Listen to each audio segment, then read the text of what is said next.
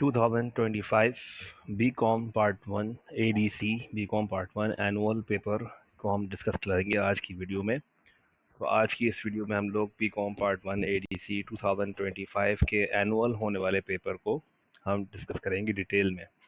हर question पे हम time देंगे, हर क्वेश्चन को सॉल्व करेंगे और समझाएंगे, डिस्कस करेंगे। तो इस वीडियो को स्टार्ट करने से पहले आप इस चैनल को सब्सक्राइब कर लें, वीडियो को लाइक करें पसंद आए और बेल आइकन प्रेस करें ताकि नेक्स्ट टाइम आपको इस चैनल की होने वाली वीडियो तमाम आपको अप टू डेट मिलती रहें।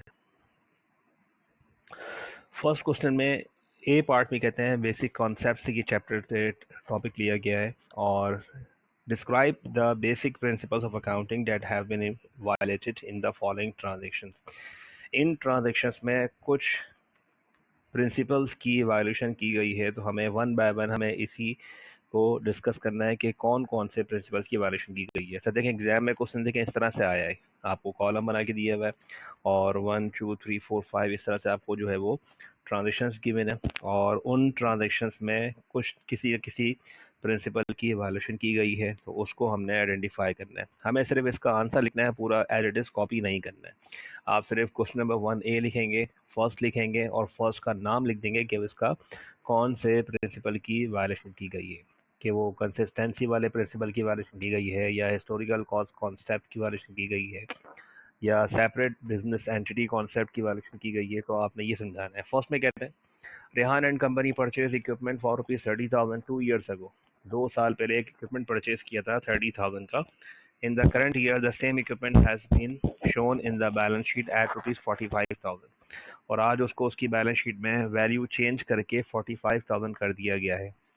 Which is the current market price of the same brand of the equipment। अब याद रखें फर्नीचर, इक्विपमेंट, बिल्डिंग ये हमारे फिक्स एसेट्स हैं, नॉन करंट एसेट्स। और नॉन करंट एसेट्स की हम लोग वैल्यू को बार बार चेंज नहीं करते हैं अकॉर्डिंग टू मार्केट वैल्यू। इसे कहते हैं historical cost concept.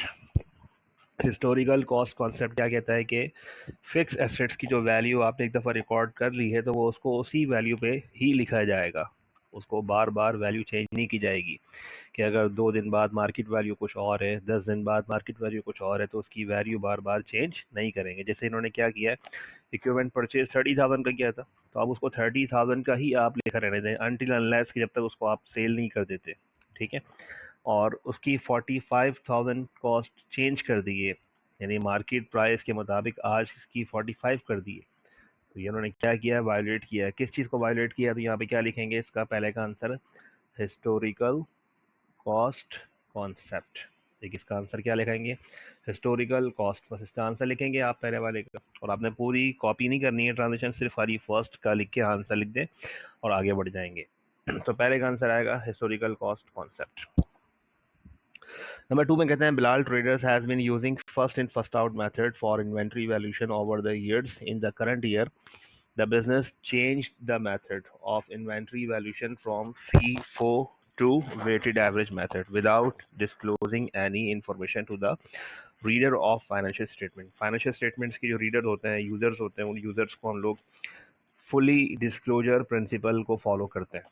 fully disclosure principle क्या होता है कि आप उसमें कोई मेथड अगर आपने चेंज किया है तो उसको मेंशन किया जाता है ताकि कोई भी ऐसी इंफॉर्मेशन जो यूज़र्स के इस्तेमाल के लिए है वो मिस कम्युनिकेशन ना हो जाए, ठीक है। अब अगर आपने first in first out method को चेंज करके वेटेड एवरेज मेथड पे चेंज कर दिया, तो ऑब्वियसली मेथड के चेंज करने से एंडिंग इन्वेंट्री की कॉस्ट पे फ़र्क पड़ता है और मेथड के चेंज होने से जब एंडिंग इन्वेंट्री पे फ़र्क पड़ता है तो उसका effect cost of goods sold पे पड़ता है, नेट इनकम पे भी पड़ता है, ग्रॉस प्रॉफिट पे इफेक्ट पड़ता है।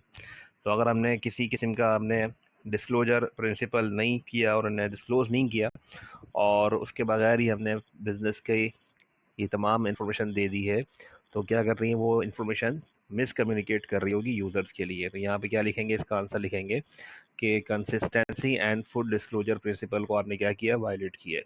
कंसिस्टेंसी का मतलब क्या है कि अगर आपने एक ही मेथड यूज़ कर रहे थे तो फिर आपको उसी मेथड को हमेशा कंसिस्टेंटली इस्तेमाल करना चाहिए। और फुल डिस्क्लोजर क्यों कहते हैं इसको, कि भाई आपने उस चीज़ की डिस्क्लोजर के बगैर, यानी कि मेंशन किए बगैर, बगैर बताए, बगैर लिखे यूज़र्स के लिए, फाइनेंशियल स्टेटमेंट्स के यूज़र्स के लिए आपने किसी भी किस्म की डिस्क्लोजर के बगैर उस चीज़ को चेंज कर दिया जो कि उनके डिसीजन के पे इम्पैक्ट कर सकता है। तो यहाँ पे क्या लिखेंगे, इसका आंसर क्या आएगा, consistency and full disclosure concept. Third में कहते हैं Tauseef and company paid rent for the residential flat of the owner. Residential कहते हैं ऑनर की रिहाइश, जहां ऑनर की रिहाइश रहते हैं, और ऑनर बिजनेस से अगर पैसे विड्रॉ करके लेके जाता है अपने ज़ाती इस्तेमाल के लिए, तो this is a personal use. Drawing separate एक अलग चीज़ होती है ये, of the owner, and recorded it as rent expense in the business books. जब ऑनर बिजनेस से पैसा लेकर गया और अपने घर का किराया पे किया, फ्लैट का किराया पे किया, रेजिडेंशियल यानी कि जहाँ रिहाइश है, और अकाउंटेंट ने उसको बिजनेस के रेंट एक्सपेंस में चार्ज कर दिया, तो क्या चीज़ वायलेट किया आपने? आपने वायलेशन की है किस चीज़ की? सेपरेट बिजनेस एंटिटी कॉन्सेप्ट की। सेपरेट बिजनेस एंटिटी कॉन्सेप्ट क्या कि ऑनर बिजनेस से जो भी मामलात करता है, ऑनर के जो भी बिजनेस के अलावा डिफरेंट उसके जो होते हैं कहने अफेयर्स होते हैं, डिफरेंट किस्म किस्म के मामलात हैं कारोबार के अलावा, वो एक सेपरेट चीज़ होती है। यानी ऑनर अपने घर में कोई चीज़ लेकर आया अपने पर्सनल पैसों से ख़रीद के, तो लिहाजा ये बिज़नेस का मामला नहीं है, यानी बिज़नेस में इसको रिकॉर्ड नहीं करेंगे। ठीक है, दिस इज़ पर्सनल यूज़, ये ऑनर का अपना एक ज़ाती पैसों से ज़ाती चीज़ खरीदी, तो ये ऑनर की अपनी घर की चीज़ें हैं। ठीक है, तो लिहाजा ये सेम क्या बोलेंगे, separate business entry concept. Business के लिए जो चीज़ आएगी, और या बिजनेस के पैसों से आएगी, या बिजनेस के पैसे आप निकाल के लेके जाएंगे, ये सब बिजनेस के इवेंट्स हैं, तो लिहाजा इनको तो हम बिजनेस के इवेंट्स का कंसिडर करेंगे। ठीक है, तो आई होप सो बात समझ में आई कि बिजनेस एंटिटी कॉन्सेप्ट क्या कहता है कि भाई जो कारोबार में जितना भी जो भी आपकी ट्रांजेक्शन हैं बिजनेस की, वो अलग चीज़ें हैं, और ऑनर के अपने ज़ाती जो घर की बिजनेस की के अलावा चीज़ें हैं, वो उसके अपने पर्सनल यूज़ में आती हैं, वो अलग चीज़ें होती है। नेक्स्ट में कहते हैं while recording depreciation on office equipment, Kamar and company used straight line method in the first year, while in the second the company shifted the policy to adopt diminishing balance method, and now in the third year they are planning to adopt the some of the years digit method for the same equipment. Equipment use कर रहे थे, पहले साल में आप straight line use कर रहे थे, सेकेंड ईयर में आपने डिमिनिशिंग इस्तेमाल किया, थर्ड ईयर में आपने जो है वो उसको चेंज कर दिया, और ये क्या है कि बार बार मेथड के चेंज करने से, ऑब्वियसली उस मेथड के चेंज होने से एक्सपेंस पे फ़र्क पड़ता है, यानी एक्सपेंस की अमाउंट पे फ़र्क पड़ता है, क्योंकि स्ट्रेट लाइन मेथड में क्या होता है कि हर साल की वैल्यू सेम होती है। डिमिनिशिंग बैलेंस मेथड में ये होता है कि हर साल आपका डेप्रिसिएशन डिक्लाइन करता है, पहले साल में एक्सपेंस ज़्यादा, दूसरे पे कम, थर्ड ईयर में कम, इस तरह से। तो इट मीन्स कि कंसिस्टेंसी फॉलो नहीं कर रहे आप। कंसिस्टेंसी ये कहता है कि आपको अगर आपने एक किसी एसेट पे एक मेथड यूज़ करने के लिए डिसाइड किया है, तो फिर उसको कंसिस्टेंटली इस्तेमाल करें, बार बार उसके उस पर मेथड की चेंजेस ना करें। उससे मेथड से चेंजेस क्या होता है, मेथड के चेंजेस होने से इफेक्ट पड़ता है।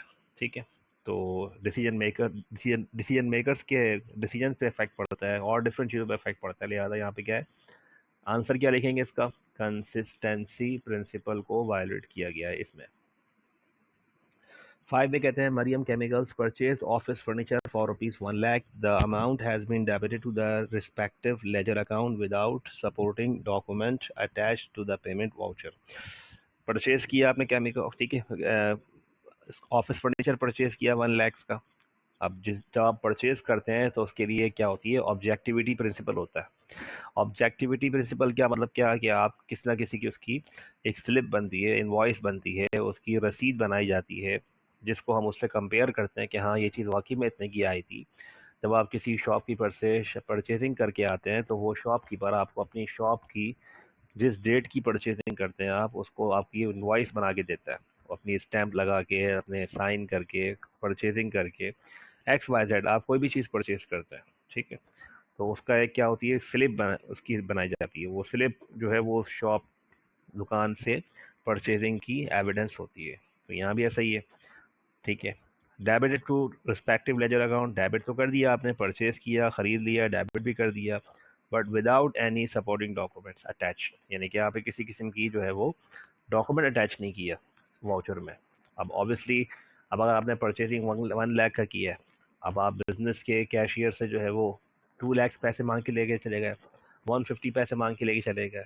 ठीक है, पैसे आपने ज़्यादा मांग लिए और चीज़ आपने कम की खरीदी है, तो इस तरह क्या होता है कि फ्रॉड एंड एरर हो सकता है। तो फ्रॉड एंड एरर को कंट्रोल करने के लिए हम क्या करते हैं, वाउचर सिस्टम अप्लाई करते हैं और डिफरेंट उसकी एक भी अगर पेमेंट होती है, छोटी सी पेमेंट भी होती है, तो उसके लिए वाउचर बनाया जाता है ताकि उसकी एविडेंस के साथ रिकॉर्ड किया जाए। तो यहाँ पे क्या है, इसका आंसर क्या लगाएंगे, ऑब्जेक्टिविटी और वेरीफाइबिलिटी। ऑब्जेक्टिविटी वेरीफाइबिलिटी मतलब क्या, क्या आप जिस चीज़ को परचेज करके लेकर आते हैं तो उसके उसके ऑब्जेक्टिव एविडेंस के साथ रिकॉर्ड करते हैं, आपके पास उसका क्या होता है, प्रॉपर एविडेंस मौजूद होता है। नेक्स्ट क्वेश्चन में 1B में कहते हैं following details show various elements of the financial statement of Kulsum chemicals, find out the required amount with the help of supporting computations. ठीक है, आपने अमाउंट कैलकुलेट भी करना है और अमाउंट कैलकुलेट करके ही उसकी जो है वो वर्किंग शो करनी है आपने।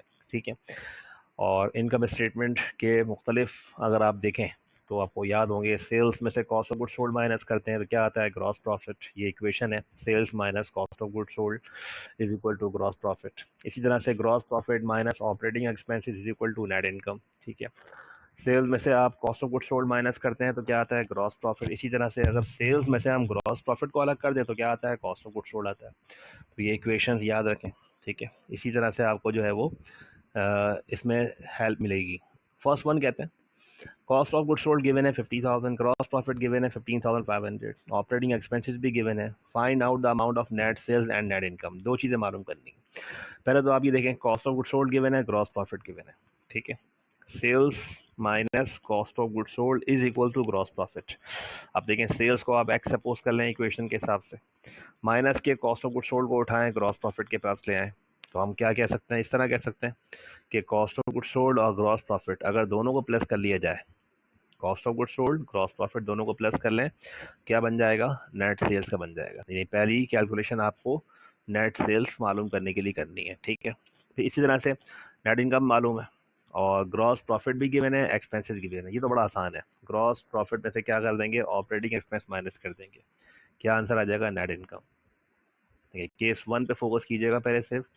कॉस्ट ऑफ गुड सोल्ड की फिगर कितनी है, 50,000, एड ग्रॉस प्रॉफिट, प्लस क्यों, आप इमेजिन सोचें ज़रा, एज्यूम करें कि भाई एक बिजनेस में कॉस्ट ऑफ गुड सोल्ड 50,000 है, फिर भी उनको प्रॉफिट हुआ है कितने का, 15,500 का। तो प्रॉफिट कब होता है, जब आपने आपकी बिजनेस की सेल्स क्या होगी, ज़्यादा होगी इससे। ठीक है, ये कॉस्ट है और ये प्रॉफिट रखा आपने, तो उस चीज़ को आपने बेचा कितने में होगा, 65,500 में। तो cost of good sold gross profit दोनों को प्लस कर लें, क्या आ जाएगा, नेट सेल आ जाएगा। अब इसी तरह से इसको भी एज्यूम कर लें कि अगर नेट सेल्स गिवन हो, cost of good sold given हो, तो क्या करेंगे, नेट सेल्स में से कॉस्ट ऑफ गुड सोल्ड को माइनस कर देंगे, तो ये भी आ जाएगा ग्रॉस प्रॉफिट।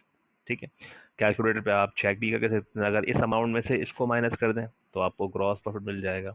सेल्स में से ग्रॉस प्रॉफिट को अलग कर दें तो कॉस्ट ऑफ गुड सोल्ड मिल जाएगा। Cost of good sold gross profit दोनों को प्लस कर लें, नेट सेल मिल जाएगी। तीनों पॉसिबल कंडीशंस मैंने आपके साथ क्लास में डिस्कस किए हैं क्लास में। ठीक है, कंप्यूटेशन ऑफ नेट इनकम कैसे मालूम करते हैं, सिंपल, इनकम स्टेटमेंट का फॉर्मेट याद कर लें। ग्रॉस प्रॉफिट में से क्या माइनस करते थे आप, ऑपरेटिंग एक्सपेंस, क्या आती है, नेट इनकम। तो ग्रॉस प्रॉफिट ज़्यादा है, एक्सपेंसेस कम है, तो क्या आंसर आना चाहिए, नेट इनकम कितना, 10,000।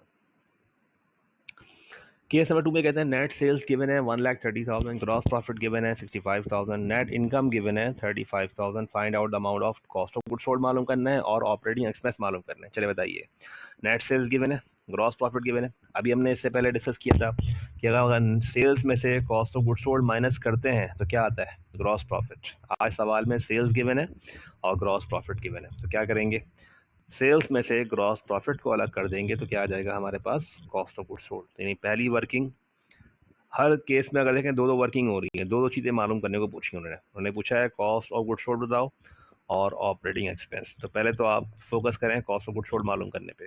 ठीक है, क्या करेंगे, नेट सेल में से ग्रॉस प्रॉफिट को माइनस कर देंगे, क्या आ जाएगा, कॉस्ट ऑफ गुड सोल्ड। इसी तरह से ग्रॉस प्रॉफिट गिवन है, एक्सपेंस गिवन नहीं है, इनकम गिवन है। ठीक है, कल तक हम ग्रॉस प्रॉफिट में से ऑपरेटिंग एक्सपेंस को माइनस किया करते थे तो क्या आता था, नेट इनकम।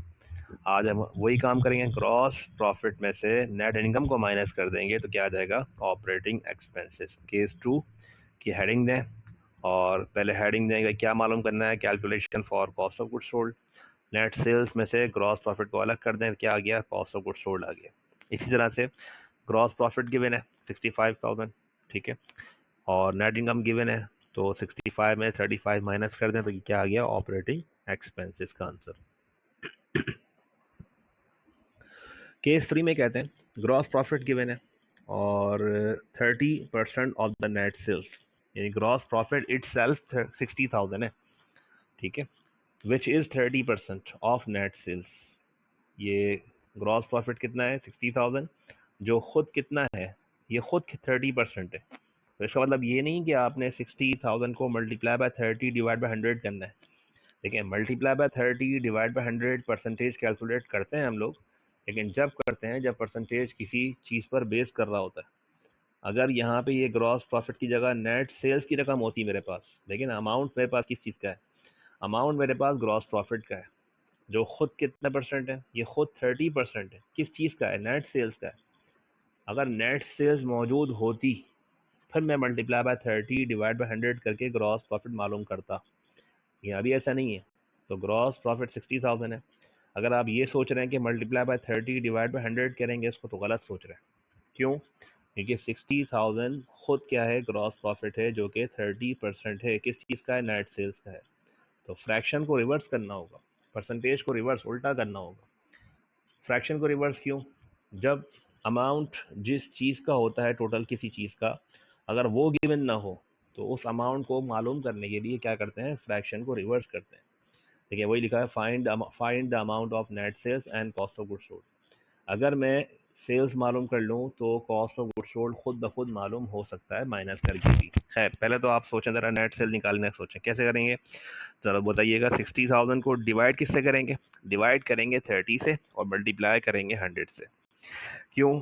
आपने तो बताया था कि भाई मल्टीप्लाई बाय, जब परसेंटेज होती है तो मल्टीप्लाई बाय 30 और डिवाइड बाय 100, क्योंकि ऊपर वाले से मल्टीप्लाई करते हैं, नीचे वाले से डिवाइड करते हैं। तो ऐसे ही करेंगे, बस फ्रैक्शन को उल्टा लिखेंगे, रिवर्स लिखेंगे। ये क्या है, ये 30 डिवाइड बाय 100, तो इसको उल्टा कर दें, 100 अपॉन 30 कर दें इसको। तो ज़रा 60,000 ज़रा कैलकुलेटर पे साथ साथ जो है वो इसको अंडरस्टैंड करें, कैलकुलेटर पे मेरे साथ साथ मल्टीप्लाई और डिवाइड करके सोचें। 60,000 को डिवाइड बाय 30 दबाएं और मल्टीप्लाई बाय 100, क्या आंसर आया? देखें, केस 3 पे आते हैं हम लोग। केस 3, ग्रॉस प्रॉफिट गिवन है 60,000 which is 30% of net sales. Net sales given नहीं है, क्या करना होगा, देखिए फ्रैक्शन को उल्टा रिवर्स किया होगा।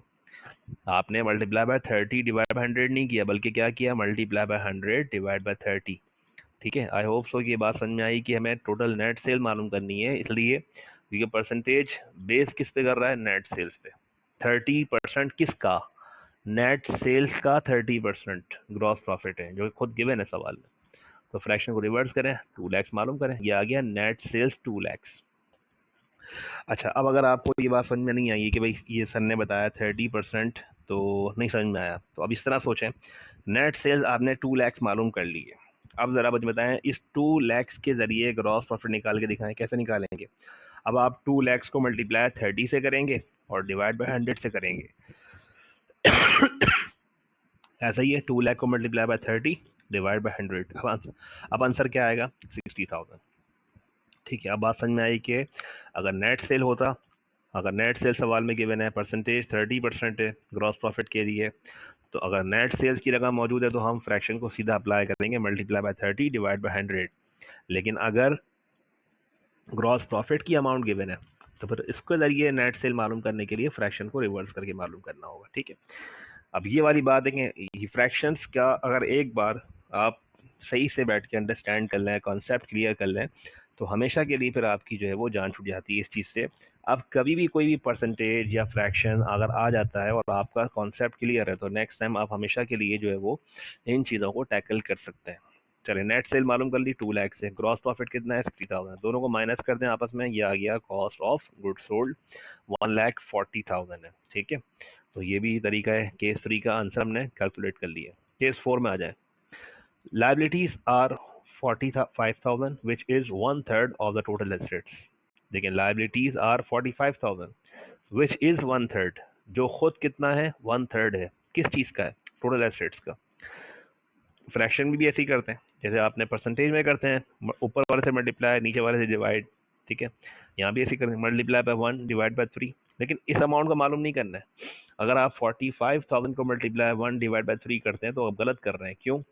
ये तो 45,000 किसका आंसर है? Liabilities are 45,000। लाइबिलिटी खुद कितनी है? 45,000 है। जो खुद कितना है? 1/3 है। किस चीज का है? टोटल एसेट्स का। यानी टोटल एसेट्स सवाल में गिवन नहीं है। तो टोटल एसेट्स मालूम करने के लिए क्या करना होगा? अगेन वही सेम काम दोबारा से, फ्रैक्शन को रिवर्स करना होगा, फ्रैक्शन को उल्टा करना होगा। ये क्या लिखा हुआ है? Multiply by 1 divide by 3। इसको उल्टा रिवर्स कर दें, मल्टीप्लाई बाय 3 डिवाइड बाय 1। ठीक है, तो क्या मालूम करना है? पहले टोटल एसेट्स मालूम करना है। चले पहले मालूम कर लेते हैं। 45,000 को डिवाइड 1 से करें और मल्टीप्लाई बाय 3 से करें, और इस तरह सोचें कि 45,000 को जब डिवाइड 1 से किया तो 45 ही आंसर आएगा। अब 45,000 को 3 से मल्टीप्लाई कर लें, यानी कि 45 का एक हिस्सा, 45 के 2, 45 के 3, तो 45 कितना होगा? ये आपके 90, और मल्टीप्लाई बाय 3 करें कितना होगा? 1,35,000। ठीक है, अब आ जाए, find the amount of honour equity and the total asset of the business. यानी कि दोनों चीज़ें मालूम करनी है। चले मालूम कर लेते हैं। लाइबिलिटीज़ कितनी है? 45,000 है। ठीक है, 45 को आपने मल्टीप्लाई 3 से किया है। अब देखें, इस 3 के नीचे डिवाइड में कुछ नहीं तो क्या है? 1 ही है। वो जो 1/3 था ना, ये 1/3 को रिवर्स कर दिया आपने, 3/1। 1 नीचे लिखें ना लिखें, बात एक ही है। यानी उन बच्चों को समझा रहा हूँ मैं कि जिनको डिवाइड के नीचे अगर 1 नहीं लिखा हुआ तो उनको बता रहे हैं कि भाई डिवाइड में नीचे अगर 1 नहीं तो 1 ही लिखा हुआ है। 1/3 को आपने रिवर्स किया, 3/1 कर दिया, ये 3/1 है। तो 45,000 मल्टीप्लाई बाय 3 डिवाइड बाय 1। ठीक है, 1 के नीचे कोई वैल्यू होती नहीं है, तो लिहाजा 1,35,000 ही आंसर आएगा। ये आ गया टोटल एसेट्स 1,35,000। उसने क्या बोला है कि टोटल एसेट्स भी मालूम करो और ऑनर इक्विटी मालूम करो। तो केस 4 में दो आंसर हैं, 1,35,000 टोटल एसेट्स मालूम कर लिए। अब आप मालूम कर लें ऑनर इक्विटी। कैसे? एसेट्स हैं 1,35,000, लाइबिलिटीज 45,000, माइनस करें, ये आंसर आ गया ऑनर इक्विटी का 90,000।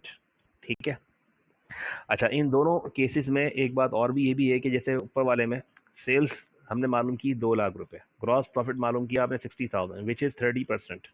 अगर 2 लाख का 30% निकाला, 2 lakh multiply by 30 divide by 100 किया आपने, आंसर आया 60,000। तो सोचें, जब अगर 30% ग्रॉस प्रॉफिट है तो बाकी रिमेनिंग कितना बचा? 70%। ठीक है, क्योंकि 100 में से 30% को हटा दें तो बाकी कितना बचता है? 70%। वो क्या है? वो कॉस्ट ऑफ गुड सोल्ड है। तो इस कॉस्ट ऑफ गुड सोल्ड मालूम करने का एक तरीका और भी था। वो कैसे? 2 लाख को मल्टीप्लाई बाय 70 डिवाइड बाय 100। तो कैलकुलेटर अब ये भी चेक कर सकते हैं। जब तक आप डिफरेंट डिफरेंट तरीके चेक नहीं करेंगे तो आपको कमांड हासिल नहीं होगी। कमांड हासिल करने के लिए ये देखें, इस तरह से माइनस करके भी मालूम कर सकते हैं, और 2 लाख को मल्टीप्लाई बाय 70 डिवाइड बाय 100 ये भी मालूम कर सकते हैं। सेम इसी तरह से अगर 1,35,000 को 1/3 निकाला आपने 1/3, तो 1/3 बना 45,000। आप एक बार दोबारा चेक भी कर सकते हैं, 1,35,000 लिखें। अब की बार मल्टीप्लाई बाय 3/1 नहीं करेंगे, उल्टा नहीं करेंगे, सीधे अप्लाई करेंगे। मल्टीप्लाई बाय 1 डिवाइड बाय 3 दबाएं, क्या आंसर आया? 45,000। ठीक है, अब अगर 1/3 यानी कि 1/3 45,000 लाइबिलिटी का आंसर है, तो बाकी बचा कितना? 2/3। ये 2/3 कैसे आया? यानी 3 में से अगर एक हिस्सा, अगर 3 में से एक हिस्सा लाइबिलिटी का है तो बाकी 3 में से 2 हिस्से ऑनर इक्विटी के होने चाहिए, यानी 2/3। अगर ये 1/3 है तो भी ये 2/3। तो अगर आप 1,35,000 को मल्टीप्लाई बाय 2 डिवाइड बाय 3 दबाएं, क्या आंसर आया? 90,000। ठीक है, तो दोनों बातें आपको डिस्कस कर ली हैं, क्लियर कर दी, समझा दी हैं कि 1/3, 2/3 और ये सारे फ्रैक्शंस, परसेंटेज। अकाउंटिंग को अगर अपनी अपनी ग्रिप अपने स्ट्रॉन्ग करनी है तो इन तमाम परसेंटेजेस, फ्रैक्शंस, इन चीज़ों को आपने बहुत अच्छे तरीके से अंडरस्टैंड करना होगा, तब जाके आपकी अकाउंटिंग में हाईएस्ट मार्क्स के लिए आप सॉल्व कर सकते हैं। लास्ट केस में कहते हैं टोटल लाइबिलिटी 40,000 है, which is 1/5 of the honour security, of the honour security, not the assets. Of the assets नहीं लिखा हुआ बल्कि लिखा हुआ ऑफ द ऑनर सिक्योरिटी, यानी ऑनर की इक्विटी का 1/5 कौन है? लाइबिलिटीज है। ठीक है, चलें आगे बढ़ते हैं मजीद further. Current assets are 1/4 of the total assets, find the amount of current assets and non current assets. खैर वो तो बात की बात है कि हम करंट एसेट्स और नॉन करंट से पहले तो हम यहाँ पे कोशिश करते हैं कि टोटल लायबिलिटी सवाल में गिवन है 40,000 which is 1/5 of the honour security. Again liabilities amount given है, तो लायबिलिटीज खुद कितने हैं? 40,000 है, जो कि 1/5 है। तो फ्रैक्शन को रिवर्स करना होगा और टोटल फिगर मालूम करनी होगी जिस चीज़ पर फ्रैक्शन बेस कर रहा है। तो बताइए फ्रैक्शन एसेट्स पे बेस कर रहा है या ऑनर इक्विटी पे बेस कर रहा है? ऑनर इक्विटी पे बेस कर रहा है। तो जो आंसर आएगा वो आंसर एसेट्स का नहीं आएगा, वो आंसर ऑनर इक्विटी का आएगा। ज़रा 40,000 को डिवाइड 1 से करें, तो 40,000 को डिवाइड 1 करने का कोई फ़ायदा ही नहीं है, एक ही बात है, 40,000 ही रहेगा। चले मल्टीप्लाई 5 दबा दें, मल्टीप्लाई 5, ज़रा 40,000 को 5 से मल्टीप्लाई कर दें। 40,000 एक, 40,000 दो कितना होगा? 80,000, तीन कितना हो गए? ठीक है, 1,20,000, 1,60,000 और 5 कितने हो गए? 2,00,000 रुपए के। यानी जो 40,000 को आपने 5 से मल्टीप्लाई किया, डिवाइड 1 से किया, फ्रैक्शन को उल्टा किया, तो आंसर आया 2 लाख। ये 2 लाख आंसर किस चीज़ का है? ऑनर इक्विटी का। कैलकुलेशन में आपको शो करता हूँ, लेकिन मैं उससे पहले क्या करता हूँ, क्वेश्चन में आपको ज़रा डिस्कस कर रहा हूँ ताकि आप भी अपने पास रफली पहले कैलकुलेटर पे मेरे साथ चेक कर लें इस चीज़ को, फिर हम उसको प्रॉपर्ली सॉल्व कर लेते हैं।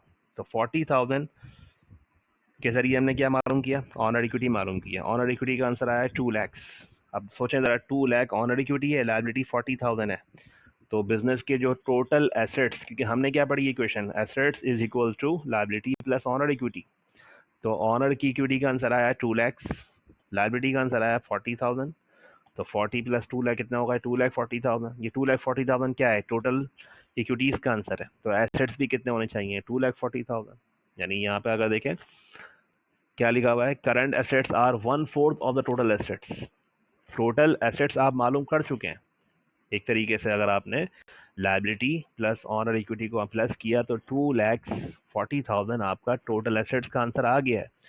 अब आपने सिर्फ क्या करना है, करंट एसेट्स और नॉन करंट, क्योंकि एसेट्स देखें दो तरह के होते हैं, current asset, non current assets, और सवाल में फ्रैक्शन दिया हुआ है। करंट एसेट्स कितना है? 1/4 है किस चीज़ का? टोटल एसेट्स का। और टोटल एसेट जो आपने मालूम किया है वो आंसर कितना है? 2,40,000। तो 240 का 1/4 निकाल लें और बाकी माइनस कर लें, या फिर 240 का 3/4 निकाल लें, तो आंसर आ जाएगा। चलें प्रॉपर्ली देंगे, सॉल्व कर लेते हैं इस तरह से। पहले तो आपने क्या मालूम करना है, लायबिलिटी सवाल में गिवन है 40,000 which is 1/5 of the honours equity. ठीक है, तो क्या करेंगे, फ्रैक्शन को रिवर्स करें, 1/5 था, इसको उल्टा कर दें, 5 डिवाइड बाय 1। आप बोले सर डिवाइड 1 कहाँ लिखा हुआ है? जब देखें 5 के नीचे कुछ नहीं लिखा हुआ, तो क्या लिखा? 1 लिखा हुआ है, डिवाइड में 1 लिखा हुआ है। ठीक है, तो 40,000 मल्टीप्लाई 5/1, आंसर क्या आया? 2 lakh. Liability 40,000, 2 lakh honour equity, plus कर लें टोटल एसेट्स कितने आ रहे हैं, ये आ रहा है 2,40,000। सही है। अब आप आ जाएं, क्या मालूम करना है इसमें, current assets, non current assets. Current assets कितना है? 1/4 है किस चीज़ का है? टोटल एसेट्स का। तो टोटल एसेट्स 2,40,000, इसका 1/4 मालूम करें, क्या आंसर आया? 60,000। अगर 2,40,000 में 60,000 जो है वो 1/4 करंट एसेट्स है, तो बाकी बचे 1,80,000, ये क्या है? Non current assets. माइनस कर दें तो भी आपका आंसर आ जाएगा 1,80,000, या फिर एक काम करें कि 2,40,000 का जैसे आपने 1/4 अप्लाई किया फ्रैक्शन, ऐसे ही इसके लिए मल्टीप्लाई बाय 3 डिवाइड बाय 4 दबाएं ज़रा। 2,40,000 मल्टीप्लाई बाय 3 डिवाइड बाय 4, तो आंसर क्या आएगा? 1,80,000। तो हर एंगल से, हर तरीके से क्वेश्चन को आपने इस तरह से सॉल्व कर लिया है।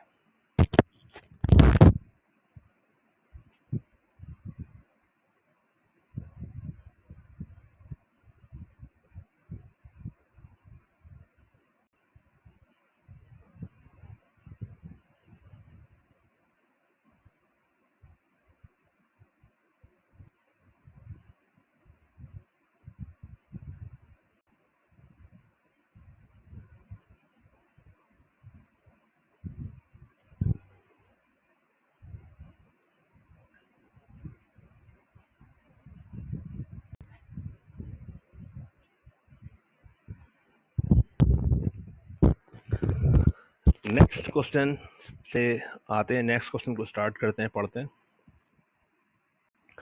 नेक्स्ट क्वेश्चन जो मैं दिया हुआ है वर्कशीट का दिया हुआ है, mister Farhan Kazi, the owner of the ideal mart provided the following details for the year ended 2025 ideal mart trial balance. ठीक है, गिवन है आपको 2025 दिसंबर 31, डेबिट बैलेंस दिए हुए और क्रेडिट बैलेंस दिए हुए। डेबिट साइड देखें, कैश गिवन है कितना? 20,000। अकाउंट रिसीवेबल क्या है? एसेट अकाउंट है, फर्नीचर है, इक्विपमेंट है, ड्राइंग है, कॉस्ट ऑफ गुड्स सोल्ड का अकाउंट दिया हुआ है। इन्वेंट्री वैल्यूएशन के चैप्टर में आपने ये बात तो पढ़ी होगी कि सिस्टम कौन से हैं? पीरियोडिक, परपीचुअल। तो कॉस्ट ऑफ गुड्स सोल्ड का जो अकाउंट होता है वो कहाँ बनता है? सिस्टम परपीचुअल में। और जो मर्चेंडाइज इन्वेंट्री ये हमारा क्या है, ये एसेट अकाउंट है, और ये इन्वेंट्री अप टू डेट अपने आप को खुद ब खुद बैलेंस करती रहती है, ठीक है। तो ये मर्चेंडाइज इन्वेंट्री का अकाउंट दिया हुआ है 20,000, जो भी आपने परचेजिंग की होगी, सेलिंग की होगी, इन्वेंट्री कार्ड में आपने इसको अप टू डेट करते रहे होंगे, परचेजिंग के वक्त, सेलिंग के वक्त। ये हम लोग वर्कशीट बनाने जा रहे हैं, ये सिस्टम परपीचुअल की वर्कशीट है, तो आप इसको नोट कर सकते हैं कि जो वर्कशीट हम लोग आज बना रहे हैं, कॉस्ट ऑफ गुड्स सोल्ड के अकाउंट को देखकर पहचानेंगे कि ये सिस्टम कौन सा है, पीरियोडिक है या परपीचुअल है। ये सिस्टम परपीचुअल है। Salary expense, rent expense, sale discount given है, general expense, total debit side दिया हुआ है, टोटल क्रेडिट साइड देखना है, account payable, note payable, capital for sales allowance for bad debts. अब एक बात तो अंडरस्टैंड कर लें कि क्वेश्चन में ट्रायल बैलेंस में देखें, आपको ये जो वैल्यूज सारी गिवन है, एसेट्स और टाइटल गिवन है, ये सब तरतीब से आउट दिए हुए हैं। कुछ अकाउंट एसेट्स के पहले हैं, कुछ अकाउंट एसेट्स का आखिर में दिया हुआ है, एक्सपेंस कुछ पहले आ गया है, ड्राइंग यहाँ पे दिया हुआ है, ठीक है। तो जब आप वर्कशीट को बनाएंगे तो वर्कशीट बनाते वक्त सबसे पहला काम जो आपने करना है वो तरतीब को अरेंज करना है। क्वेश्चन में अगर अकाउंट गिनने कितने हैं, 1 2 3 4 5 6 7 8 9 10 11 12 13 14 15 16, टोटल अगर देंगे 16 अकाउंट मेरे पास सवाल में है। अब कुछ अकाउंट एडजस्टमेंट्स हम लोग करेंगे, तो एडजस्टमेंट्स के बाद भी कुछ नए अकाउंट रिकॉर्ड में आएंगे बाद में, ठीक है। 16 अकाउंट याद रखिएगा, ये आपकी वर्कशीट में पहले से गिवन है, ये सवाल में ट्रायल में गिवन है, ठीक है। आज हम इस सवाल की वर्कशीट बनाएंगे, तो स्टेप बाय स्टेप आपको वर्कशीट डिस्कस भी करेंगे आपसे कि वर्कशीट को बनाने के लिए आपने स्टार्टिंग से कैसे लेके चलना है। चलें, पहले तो हम फर्स्ट वन जल्दी एडजस्टमेंट्स डिस्कस करते हैं, क्योंकि देखिए 16 अकाउंट तो वर्कशीट में मौजूद हैं हमारे पास, लेकिन उसमें एडजस्टमेंट भी कुछ करेंगे, तो कुछ नए अकाउंट रिकॉर्ड में आएंगे। उन न्यू अकाउंट्स को भी हमने क्या करना है, तरतीब के हिसाब से रखना है। तरतीब आपने पहले मेंटेन कर लेनी है, ठीक है। चले पहले पढ़ते हैं। फर्स्ट वन कहते हैं रेंट एक्सपेंस ₹9,000। क्वेश्चन में अगर देखें, क्वेश्चन में रेंट एक्सपेंस कितने रुपए दिया हुआ है, 10,000, जबकि ये कह रहे हैं कि एक्सपेंस है कितना, 9,000। आपने एक्सपेंस कितना रिकॉर्ड किया हुआ है, 10,000 रुपये। आपने रेंट एक्सपेंस पे करने की एंट्री पास की होगी, क्या एंट्री पास की होगी, rent expense debit and cash credit. तो रेंट एक्सपेंस के टी अकाउंट में रेंट एक्सपेंस डेबिट हो गया 10,000 से। इस वक्त आपका जो एक्सपेंस है वो कितने रुपए शो कर रहा है, बैलेंस 10,000 रुपये। जबकि एडिशनल इन्फॉर्मेशन में कह रहे हैं कि पूरे साल का एक्चुअल जो रेंट एक्सपेंस है, एक्चुअल जो रेंट एक्सपेंस है वो कितने रुपए है, 9,000। तो क्या आपने एक्सपेंस ज़्यादा रिकॉर्ड किया हुआ है, जी हाँ, आपने एक्सपेंस ज़्यादा रिकॉर्ड किया हुआ है। कितने रुपए रिकॉर्ड किया हुआ है, 10,000 रुपये। कितना होना चाहिए इसको, 9,000। असल में एक्सपेंस को होना चाहिए 9,000। तो फिर 1,000 क्या हुआ, प्री पेड। 1,000 आपने एडवांस पे किया हुआ है, ज़्यादा रिकॉर्ड किया हुआ है। एक्सपेंस को कम करें, ठीक है। एक्सपेंस कम करने के लिए क्या करेंगे, क्रेडिट करेंगे। एसेट बढ़ता है क्या होता है, डेबिट होता है। तो एडजस्टिंग एंट्री ज़रा सोचें, एडजस्टिंग एंट्री पहली एडजस्टिंग एंट्री क्या होनी चाहिए, तो फर्स्ट एडजस्टिंग एंट्री होनी चाहिए हमारी prepaid rent debit, rent expense credit. इस सवाल में देखें वर्कशीट तो रिक्वायर्ड है, लेकिन एडजस्टिंग एंट्री रिक्वायर्ड नहीं है। तो एडजस्टिंग एंट्री आप अपनी रफ साइड पे जाके लिख सकते हैं। तो पहली एडजस्टिंग एंट्री में आपको डिक्टेट कर रहा हूँ, एंट्री नोट कर लो बच्चों। तो क्या एंट्री होनी चाहिए, पहली prepaid rent debit 1,000 and rent expense credit 1,000, ठीक है। नेक्स्ट कहते हैं इसके बाद आउटस्टैंडिंग सैलरीज ₹2,000। सैलरीज आउटस्टैंडिंग है, अनपेड, यानी पेमेंट करना बाकी है इसकी। जब इसकी पेमेंट करना बाकी है तो इट मीन्स कि एक्सपेंस भी बढ़ना चाहिए, लायबिलिटी भी बढ़नी चाहिए। ऑलरेडी अगर देखें आपने बिजनेस में सैलरी एक्सपेंस कितना रिकॉर्ड किया हुआ है, 15,000 तो एक्सपेंस रिकॉर्ड में है पहले से। मजीद 2,000 और रिकॉर्ड करना बाकी है, और एक्सपेंस हुआ है, और एक्सपेंस को बढ़ाना है। और एक्सपेंस बढ़ता है तो क्या होता है, डेबिट। तो एंट्री क्या बननी चाहिए, salaries expense debit 2,000 and salaries payable credit 2,000 से, ठीक है। तो रफ एंट्री नोट कर लीजिए। पहली एंट्री नोट कर ली होगी आपने 1,000 से prepaid rent debit, rent expense credit. दूसरी एंट्री नोट कर ली आपने salaries expense debit, salaries payable credit, ठीक है। वीडियो को पॉज करके आप क्वेश्चन को हैंड टू हैंड सॉल्व भी कर सकते हैं। थर्ड में कहते हैं एक्रूड जर्नल एक्सपेंसेस 2,500। मजीद इतने ही एक्सपेंसेस देने हैं, जो मतलब आउटस्टैंडिंग एक्सपेंस का होता है वही मतलब एक्रूड एक्सपेंसेस का भी होता है, ठीक है। और वही मतलब अनपेड एक्सपेंसेस का भी होता है। तो आप अनपेड कहें, आउटस्टैंडिंग कहें, एक्रूड कहें, इन तीनों में एक्सपेंस का यही मतलब है। देखिए जर्नल एक्सपेंस हमने ऑलरेडी पे किए हुए, 10,000 पे किए हुए लास्ट मंथ, ठीक है।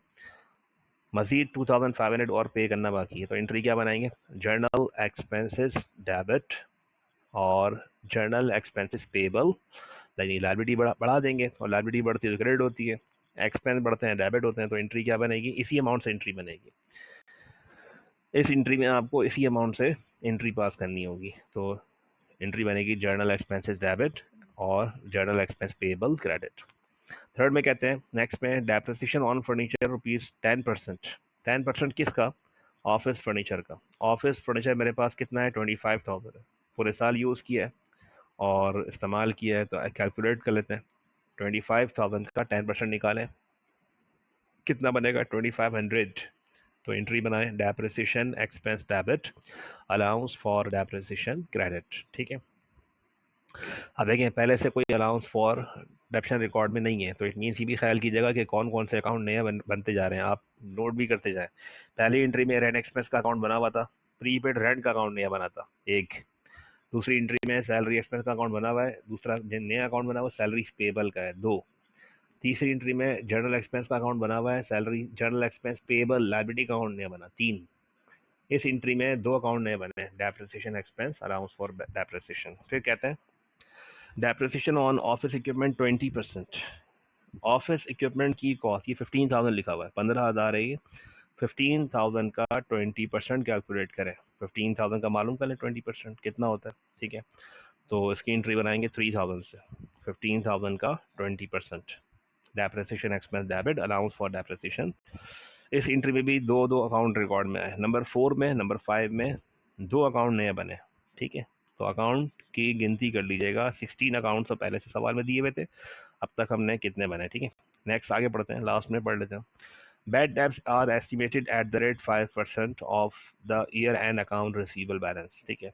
अब आपने चैप्टर कंप्लीट किया होगा वैल्यूएशन ऑफ अकाउंट रिसीवेबल का, तो वैल्यूएशन ऑफ अकाउंट रिसीवेबल में आपने देखा होगा कि भाई अप्रोच दो तरह की होती है, income statement approach, balance sheet approach.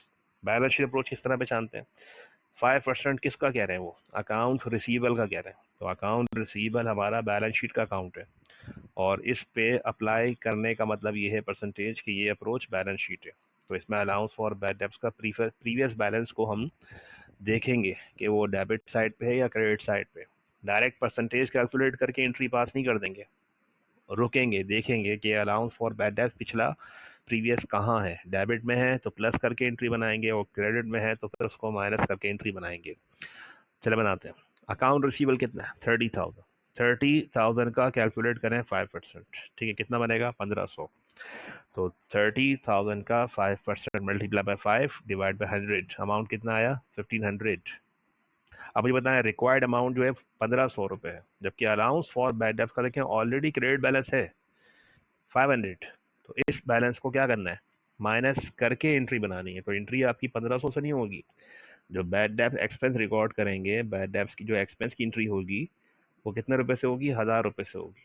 क्यों, कैसे, 1500 आपने रिक्वायर्ड अमाउंट एस्टिमेट किया अलाउंस के लिए कि भाई 1500 होना चाहिए, तो 1500 करने के लिए अगर 1500 से एंट्री बना दोगे तो ऑलरेडी 500 वहाँ पे क्रेडिट में मौजूद है, तो 1500 500 तो 2000 हो जाएंगे, बढ़ जाएंगे अलाउंस, जबकि हमें 1500 मेंटेन करना है अलाउंस के लिए अकाउंट को।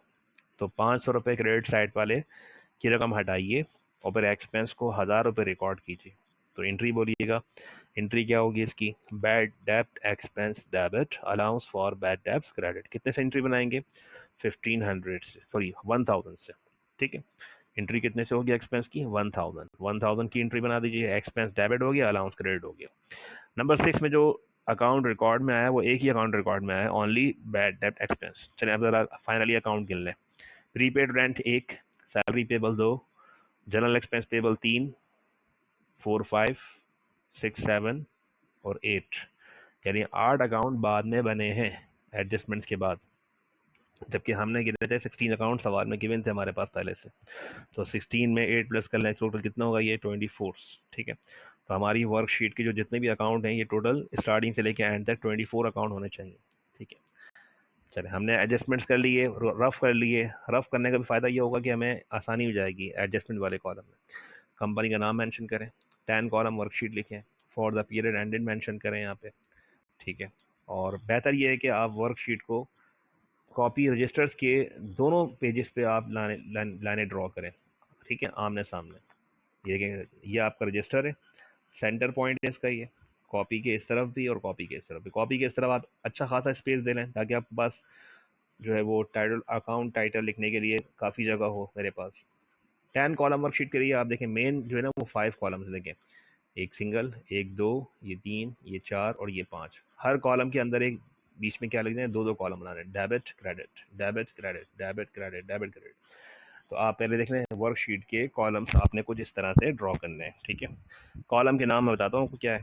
फर्स्ट कॉलम किस चीज़ का, ट्रायल बैलेंस का। दूसरा कॉलम एडजस्टमेंट्स का, एडजस्टेड ट्रायल बैलेंस का, इनकम स्टेटमेंट का और बैलेंस शीट का।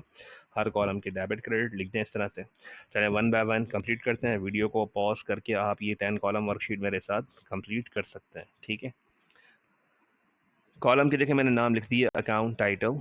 फर्स्ट कॉलम किस चीज़ का है, pre closing trial balance, debit credit. फिर कॉलम किस चीज़ का है, एडजस्टमेंट्स। ठीक है, पहला कॉलम किस चीज़ का है, pre closing trial balance, adjustments, adjusted trial balance, income statement and balance sheet. ठीक है, कॉलम कंप्लीट कर लिए। चले, कॉलम कंप्लीट करने के बाद पहले तो हम आते हैं सवाल की तरफ आते हैं। अब सवाल में पहले सीक्वेंस को अरेंज करते हैं। सवाल में देखिए सीक्वेंस हुई भी नहीं है। चले बताइए, पहला अकाउंट किस चीज़ का आना चाहिए, कैश। कैश के बाद क्या आना चाहिए, अकाउंट रिसीवेबल। अच्छा, अगर हम तरतीब सवाल में जैसे दी हुई है और हम फोकस ना करें, सीक्वेंस बनाने में फोकस नहीं करते, और जैसे पूरे पूरे क्वेश्चन में जिस तरह इन्होंने एडिटिव दिया हम भी कॉपी कर लेते हैं, तो बन तो जाएगी वर्कशीट आपकी, लेकिन विदाउट सीक्वेंस बनेगी। अकाउंट टाइटल की सीक्वेंस नहीं होगी। सीक्वेंस किसे कहते हैं, एसेट्स पहले, फिर लायबिलिटी, फिर ऑनर इक्विटी, रेवेन्यू, एक्सपेंसेस। अगर आप इससे हट के चलते हैं तो वर्कशीट के फिर आपके एक सिंगल मार्क्स, 2 मार्क्स जो है वो डिडक्शन हो सकती है। ऑल दो कि आपकी पूरी वर्कशीट सही होगी, लेकिन आपके मार्क्स डिडक्ट हो सकते हैं। तो कोशिश करें कि वर्कशीट में पहले सीक्वेंस को अरेंज कर लेते हैं। चलो बताइए, कैश, अकाउंट रिसीवेबल के बाद फ़ौरन क्या लिखेंगे, उसके बाद allowance for bad debts. Allowance for bad debts के बाद क्या लिखेंगे हम, merchandise inventory. Cash, receivable, allowance for bad debts, अगर है तो लिखेंगे, नहीं है तो नहीं लिखेंगे। फिर मर्चेंडाइज इन्वेंट्री। मर्चेंडाइज इन्वेंट्री के बाद देखें हमारे पास कोई सप्लाईज या प्रीपेड, तो प्रीपेड एक रिकॉर्ड में आ रहा था, उसको भी हमने लिखना है। ठीक है, लेकिन अभी हम पहले सवाल की तरतीब को अरेंज करते हैं, फिर हम वो भी देखते हैं। तो प्रीपेड भी लिखेंगे। प्रीपेड के बाद अब आते हैं फर्नीचर की तरफ। फर्नीचर है, उसका अलाउंस फॉर डेप्रिसिएशन है। फिर इक्विपमेंट है, फिर उसका अलाउंस फॉर डेप्रिसिएशन है। जो जिसका कॉन्ट्रा है वो उसके बाद ही लिखेंगे। तो allowance for depreciation Contra asset किसके हैं, फर्नीचर का, इक्विपमेंट का, वो इसी के बाद लिखेंगे। ठीक है, एसेट्स को पहले अरेंज करना है। जब आपने एसेट्स को अरेंज कर लिया तो खुद ब खुद बाकी सीक्वेंस खुद ब खुद बनना शुरू हो जाएगी। लेकिन सवाल को अच्छी तरह देख लें, पूरा आपने देख लिया क्वेश्चंस को। ठीक है, एसेट्स, लायबिलिटी, ऑनर, इक्विटी। चले, मैं अब ज़रा आपके सामने वर्कशीट की सीक्वेंस को अरेंज करके दिखा देता हूँ कि हमने वर्कशीट को हमने कैसे अरेंज किया। पहला अकाउंट देखें किसका लिया हमने, कैश का लिखा। ठीक है, हम पहले कॉपी कर रहे हैं कौन सा अकाउंट, बैलेंस शीट के अकाउंट कॉपी कर रहे हैं। ठीक है, कि ये बैलेंस शीट के अकाउंट में क्या होते हैं, एसेट्स, लायबिलिटी, ऑनर, इक्विटी। पहले कैश, फिर account receivable, allowance for bad debts, merchandise inventory, furniture. अच्छा, मैंने लाइन मैंने स्किप क्यों कर दी, इस लाइन में यहाँ पे बीच में एक अकाउंट आना है, वो कौन सा है, एडजस्टमेंट के बाद वाला अकाउंट।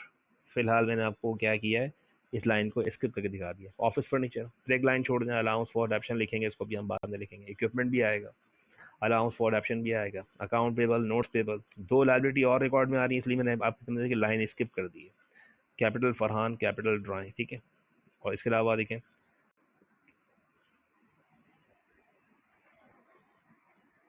नेक्स्ट अकाउंट जो है वो कैपिटल फरहान का हो गया, ड्राइंग भी हो गया। अब आते हैं इनकम स्टेटमेंट के अकाउंट की तरफ। सेल्स है, सेल्स के फ़ौरन बाद सेल डिस्काउंट, फिर कॉस्ट ऑफ गुड सोल्ड, फिर salary expense, rent expense, general expense.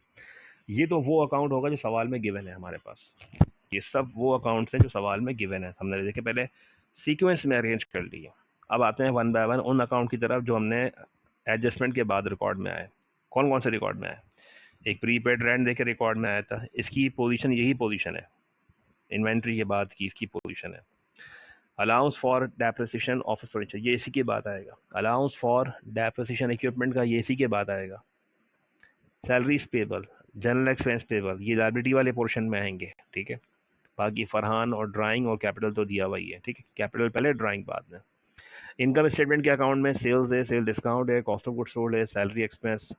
कुछ खर्चे एक्सपेंसेस बाद में भी रिकॉर्ड में आए हैं, उन एक्सपेंसेस को हम बाद में अलग से लिख दें तो हमारी तरतीब ख़राब नहीं होगी, बल्कि तरतीब बन चुकी है हमारी। तरतीब क्या है हमारी? रेंट एक्सपेंस है, जनरल एक्सपेंस है, डेप्रिसिएशन एक्सपेंस, ये 3 खर्चे बाद में रिकॉर्ड में आए, ठीक है। अब आपने तरतीब को तो आपने बिल्कुल क्या कर लिया है, बिल्कुल एग्जैक्ट अरेंज कर लिया है। अब one by one trial balance में अमाउंट कॉपी कर लेते हैं। क्वेश्चन में जो जो फिगर सवाल में दी हुई है कॉपी करें, जो नहीं गिवन है उसको आप फिलहाल इसके लिए डैश लगाते जाएं, लाइक दिस थिंग है। सवाल में कैश गिवन है, रिसीवेबल गिवन है, allowance for bad debt credit side पे गिवन है, कॉपी कर दें। प्रीपेड रेंट देखें, हमने लिखा ज़रूर है प्रीपेड रेंट, हमने तरतीब के हिसाब से, सीक्वेंस के हिसाब से हमने पहले ऊपर लिख दिया है, लेकिन अभी फ़िलहाल सवाल में नहीं है, तो यहाँ पे क्या करेंगे, डैश लगा देंगे, ठीक है। ऐसे ही अगर देखें allowance for depreciation, allowance for depreciation equipment का, फर्नीचर का नहीं है सवाल में, तो आप भी डैश लगा दें, लेकिन उनको लिखें ऊपर एसेट्स की फैमिली में, एसेट्स के पोर्शन में। इसी तरह सैलरी पेबल, इसी तरह से जनरल एक्सपेंस पेबल लिखें, लेकिन अभी फ़िलहाल डैश लगा दें, नहीं लिखें, ठीक है। इसका अमाउंट अभी अमाउंट नहीं है इसका। बाकी टोटल कर लें सब कुछ, देखें लास्ट के, देखें एक्सपेंसेस, हम नाम लिख दिया हमने, बट अभी इनके एक्सपेंसेस के अमाउंट यहाँ पे नहीं है। ये कब आएंगे? ये एडजस्टमेंट्स के बाद रिकॉर्ड में आएंगे, और हमने एडजस्टमेंट से पहले ही हमने क्या कर लिया, इनका एहतमाम कर लिया, और पहले से ही हमने क्या कर दिया, इसको इनकी पोजीशन पे लिख दिया कि जो जिसकी पोजीशन है वो वहीं पे लिखे जाएंगे, तरतीब ख़राब ना हो, तरतीब जो है वो बिल्कुल सही बन जाए, यही हमारा इस 10 कॉलम वर्कशीट का बनाने का मकसद है।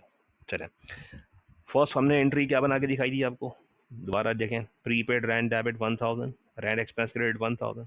अब प्रीपेड रेंट के सामने जाना है और सामने जाके उस अकाउंट को डेबिट करना है एडजस्टमेंट में, देखें ये रहा एडजस्टमेंट्स, प्रीपेड रेंट के सामने एडजस्टमेंट में डेबिट साइड पे कितने लिखेंगे, 1000। एंट्री में क्रेडिट क्या हुआ है, रेंट एक्सपेंस, तो रेंट एक्सपेंस क्रेडिट कर दें 1000 से। रेंट एक्सपेंस के सामने जाएं, ये रहा रेंट एक्सपेंस, देखिए आखिर में नीचे लिखा हुआ है, इसके सामने एडजस्टमेंट में क्रेडिट कर दें, रेंट एक्सपेंस के सामने एडजस्टमेंट में 1000 क्रेडिट कॉलम है, ये डेबिट कॉलम है, ये क्रेडिट कॉलम है। यहाँ हमने लिख दिया ए, और यहाँ भी हमने क्या लिख दिया, ए, मेंशन करने के लिए, ताकि देखें एडजस्टमेंट नंबर ए, ताकि मैच हो जाएगी। हाँ भाई, ये ए 1000, ये ए 1000 मैच हो रहे हैं, ठीक है, क्योंकि आखिर में एडजस्टमेंट के कॉलम का भी टोटल क्या आना चाहिए, इक्वल आना चाहिए, बराबर आना चाहिए, ठीक है। दूसरी एंट्री क्या है, salary expense debit 2000, salaries payable credit 2000। चलो एंट्री बनाते हैं, सैलरीज एक्सपेंस के सामने लिखें, देखें ये रहा सैलरी एक्सपेंस लिखा, सैलरीज एक्सपेंस के सामने 2000 डेबिट, एडजस्टमेंट में डेबिट 2000, यहाँ लिख दे बी, और सैलरीज पेबल के सामने देखिए यहाँ कुछ नहीं है, 2000 क्रेडिट, एडजस्टमेंट में क्रेडिट कर दिया 2000 से, सैलरी एक्सपेंस के सामने डेबिट कर दिया, और सैलरीज पेबल क्रेडिट कर दिया, देखिए ये रहा सैलरी एक्सपेंस 2000 डेबिट हो गया, यहाँ लिख दिया बी, और सैलरीज पेबल के सामने लिख दिया 2000 क्रेडिट बी, ठीक है। नेक्स्ट एंट्री है journal expense debit 2500 and journal expenses payable credit किया 2500। चले एंट्री पोस्टिंग करते हैं, इसकी ये एडजस्टमेंट कर देते हैं।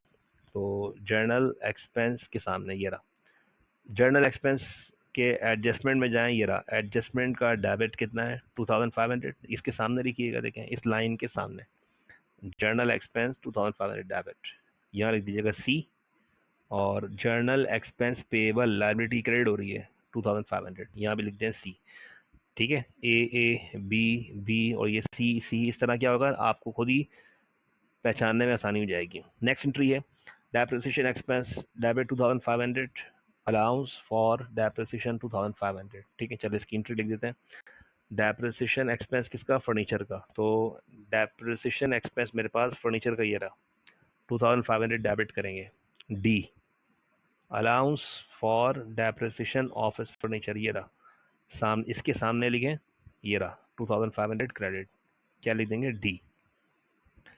नेक्स्ट डेप्रिसिएशन एक्सपेंस इक्विपमेंट का कितना है 3000 debit, allowance for depreciation 3000 credit, चलो लिख दें डेप्रिसिएशन एक्सपेंस इक्विपमेंट का डेबिट 3000, ये रहा, यहाँ लिखें E, alphabets E, allowance for depreciation office equipment कितना लिखें 3000, ठीक है। नेक्स्ट एंट्री में कहते हैं, लास्ट में कहते हैं बैड डेट एक्सपेंस, हमने आपको बताया था कि देखें 1500 रुपये इसका अमाउंट बना था, लेकिन हमने एंट्री बनाई थी एक्सपेंस 1000 से, ठीक है, already allowance for bad debt credit side पे था 500 रुपये, तो एंट्री 1000 से होगी। Bad debt expense debit allowance for bad debt credit, कहाँ है बैड एक्सपेंस? देखिए लास्ट में देखें, ये रहा एक्सपेंस, बैड डेट एक्सपेंस का 1000 डेबिट कर दें, ठीक है, ये लिख दें एफ। और इसी तरह से अलाउंस फॉर बैड डेब्ट्स, इसके सामने जाएं और यहाँ लगे एडजस्टमेंट में क्रेडिट कर दें कितने से? 1000 से। देखिए ये रहा एडजस्टमेंट में क्रेडिट कर दिया एफ 1000। सारी एंट्री कर ली आपने, all debits all credit plus कर लें, ऑब्वियसली वो इक्वल होंगी, बराबर होंगी आपकी। 1000 2500 3000 2 + 2 + 1 कितना होगा? ये टोटल हो गए दोनों साइड का 12000 12000। इस तरह टोटल डेबिट साइड, यानी देखें टोटल साथ साथ करते हुए चलें और एक कॉलम को टोटल करते चलें। अभी देखें मैंने जिस तरह वर्कशीट में आपको पहले बताया, कितना स्टेप बाय स्टेप हम लोग समझ रहे हैं आगे। अभी हम फ़ौरन नहीं भाग रहे। वर्कशीट को आपने अगर सुकून से आराम से करनी है तो आप बिल्कुल इसके कहें एक कॉलम का पहले टोटल कर लें। जब एक कॉलम का टोटल कर लेंगे बराबर हो गया, अगले वाले कॉलम का टोटल कर लें बराबर हो गया, फिर आगे बढ़ जाएं। आगे उस वक्त तक ना बढ़े जब तक पहले आपका इसका कॉलम टोटल का बराबर नहीं हो रहा है, ठीक है। चलें, एडजस्टमेंट में आपने ये दोनों टोटल बराबर कर लिए। अब आ जाते हैं एडजस्टेड ट्रायल बैलेंस की तरफ। अब जिन अकाउंट को आपने एडजस्ट किया है उनको बहुत देख के एहतियात से लिखिएगा, ठीक है। तो और बाकी जिन अकाउंट में एडजस्टमेंट आपने नहीं किया वो डायरेक्ट डायरेक्ट कॉपी कर दीजिएगा। चलो अब देखें एडजस्टमेंट में आ जाते हैं, एडजस्टेड ट्रायल बैलेंस। कैश कितना है? 20000 है। एडजस्टमेंट में कुछ भी नहीं किया, डायरेक्ट कॉपी कर दें। एडजस्टमेंट में ये 20000 डायरेक्ट आ गए। रिसीवेबल 30000 है, डायरेक्ट डेबिट साइड पे देखें adjusted trial balance 30000 debit. Allowance for bad debts already credit था, पहले से क्रेडिट कितने रुपए? 500, और क्रेडिट किया कितने से? क्रेडिट किया 1000 से, तो अलाउंस फॉर बैड डेब्ट्स में इजाफा हो गया। 500 पहले वाले, 1000 और ये वाले कितना होगा? 1500। मर्चेंडाइज इन्वेंट्री 20000 है, 20000 डायरेक्ट कॉपी कर दें मर्चेंडाइज इन्वेंट्री 20000, ठीक है। इसी तरह से इसके बाद प्रीपेड रेंट 1000 डेबिट था, 1000 डेबिट साइड पे कॉपी कर दें। देखिए ना एडजस्टमेंट में प्रीपेड रेंट 1000 डेबिट रिकॉर्ड में आ रहा है, तो 1000 डेबिट में ही लिखेंगे, सही। फिर अगर देखें कि ऑफिस फर्नीचर 25000 है, डायरेक्ट 25000 डेबिट साइड पे लिखते हैं। फिर ये क्या है? ये अलाउंस फॉर डेप्रिशन पहले नहीं था, देखिए पहले नहीं था ना, ये बाद में आपने एडजस्टमेंट में क्रेडिट रिकॉर्ड किया है 2500 से, ये हो गया क्रेडिट साइड 2500 से, सही। जिनका कोई अकाउंट प्रीवियस बैलेंस नहीं है उनको डायरेक्ट डायरेक्ट कॉपी कर दें। देखें इक्विपमेंट 25000 पहले डेबिट था, तो 25000 डेबिट में लिख देंगे इसको, सही। बल्कि इक्विपमेंट की रकम 15000 थी, 15000 डेबिट साइड पे कॉपी कर देंगे। अलाउंस फॉर डेप्शन 3000 था, तो 3000 क्रेडिट साइड पे कॉपी कर देंगे। ये रहा 3000 रिकॉर्ड कर रहे हैं आप, 3000 क्रेडिट। इसी तरह अकाउंट पेबल 25000 क्रेडिट कर दें, कुछ भी नहीं किया आपने एडजस्टमेंट में। 5000 है, नथिंग, कुछ भी नहीं है, डायरेक्ट कॉपी कर दें। हाँ, सैलरीज पेबल और जनरल एक्सपेंस पेबल ये दो लायबिलिटी रिकॉर्ड में आई हैं और दोनों को आपने एंट्री में क्या किया? क्रेडिट किया। दोनों को आप लिखते हैं 2500। फिर आगे देखें कैपिटल डायरेक्ट कॉपी करते हैं, ड्राइंग डायरेक्ट कॉपी करते हैं, सेल्स डायरेक्ट चली आएगी, सेल डिस्काउंट डायरेक्ट डेबिट में कॉपी कर दें। जो क्रेडिट का है वो क्रेडिट में और जो डेबिट का है वो डेबिट में, ठीक है भाई। 75000 cost of good sold direct debit में कॉपी कर दें। हाँ, अब ये देखें सैलरी एक्सपेंस पहले था कितना? 15000 डेबिट। एडजस्टमेंट में भी डेबिट किया आपने। एक्सपेंस डेबिट कब करते हैं? जब बढ़ाते हैं। तो ये 15 + 2 कितना होगा? ये 15 + 2 ये होगा 17000, तो टोटल डेबिट में 17000 आ जाएंगे। इसी तरह से 10000 डेबिट था रेंट एक्सपेंस, 1000 से क्रेडिट किया, ठीक है।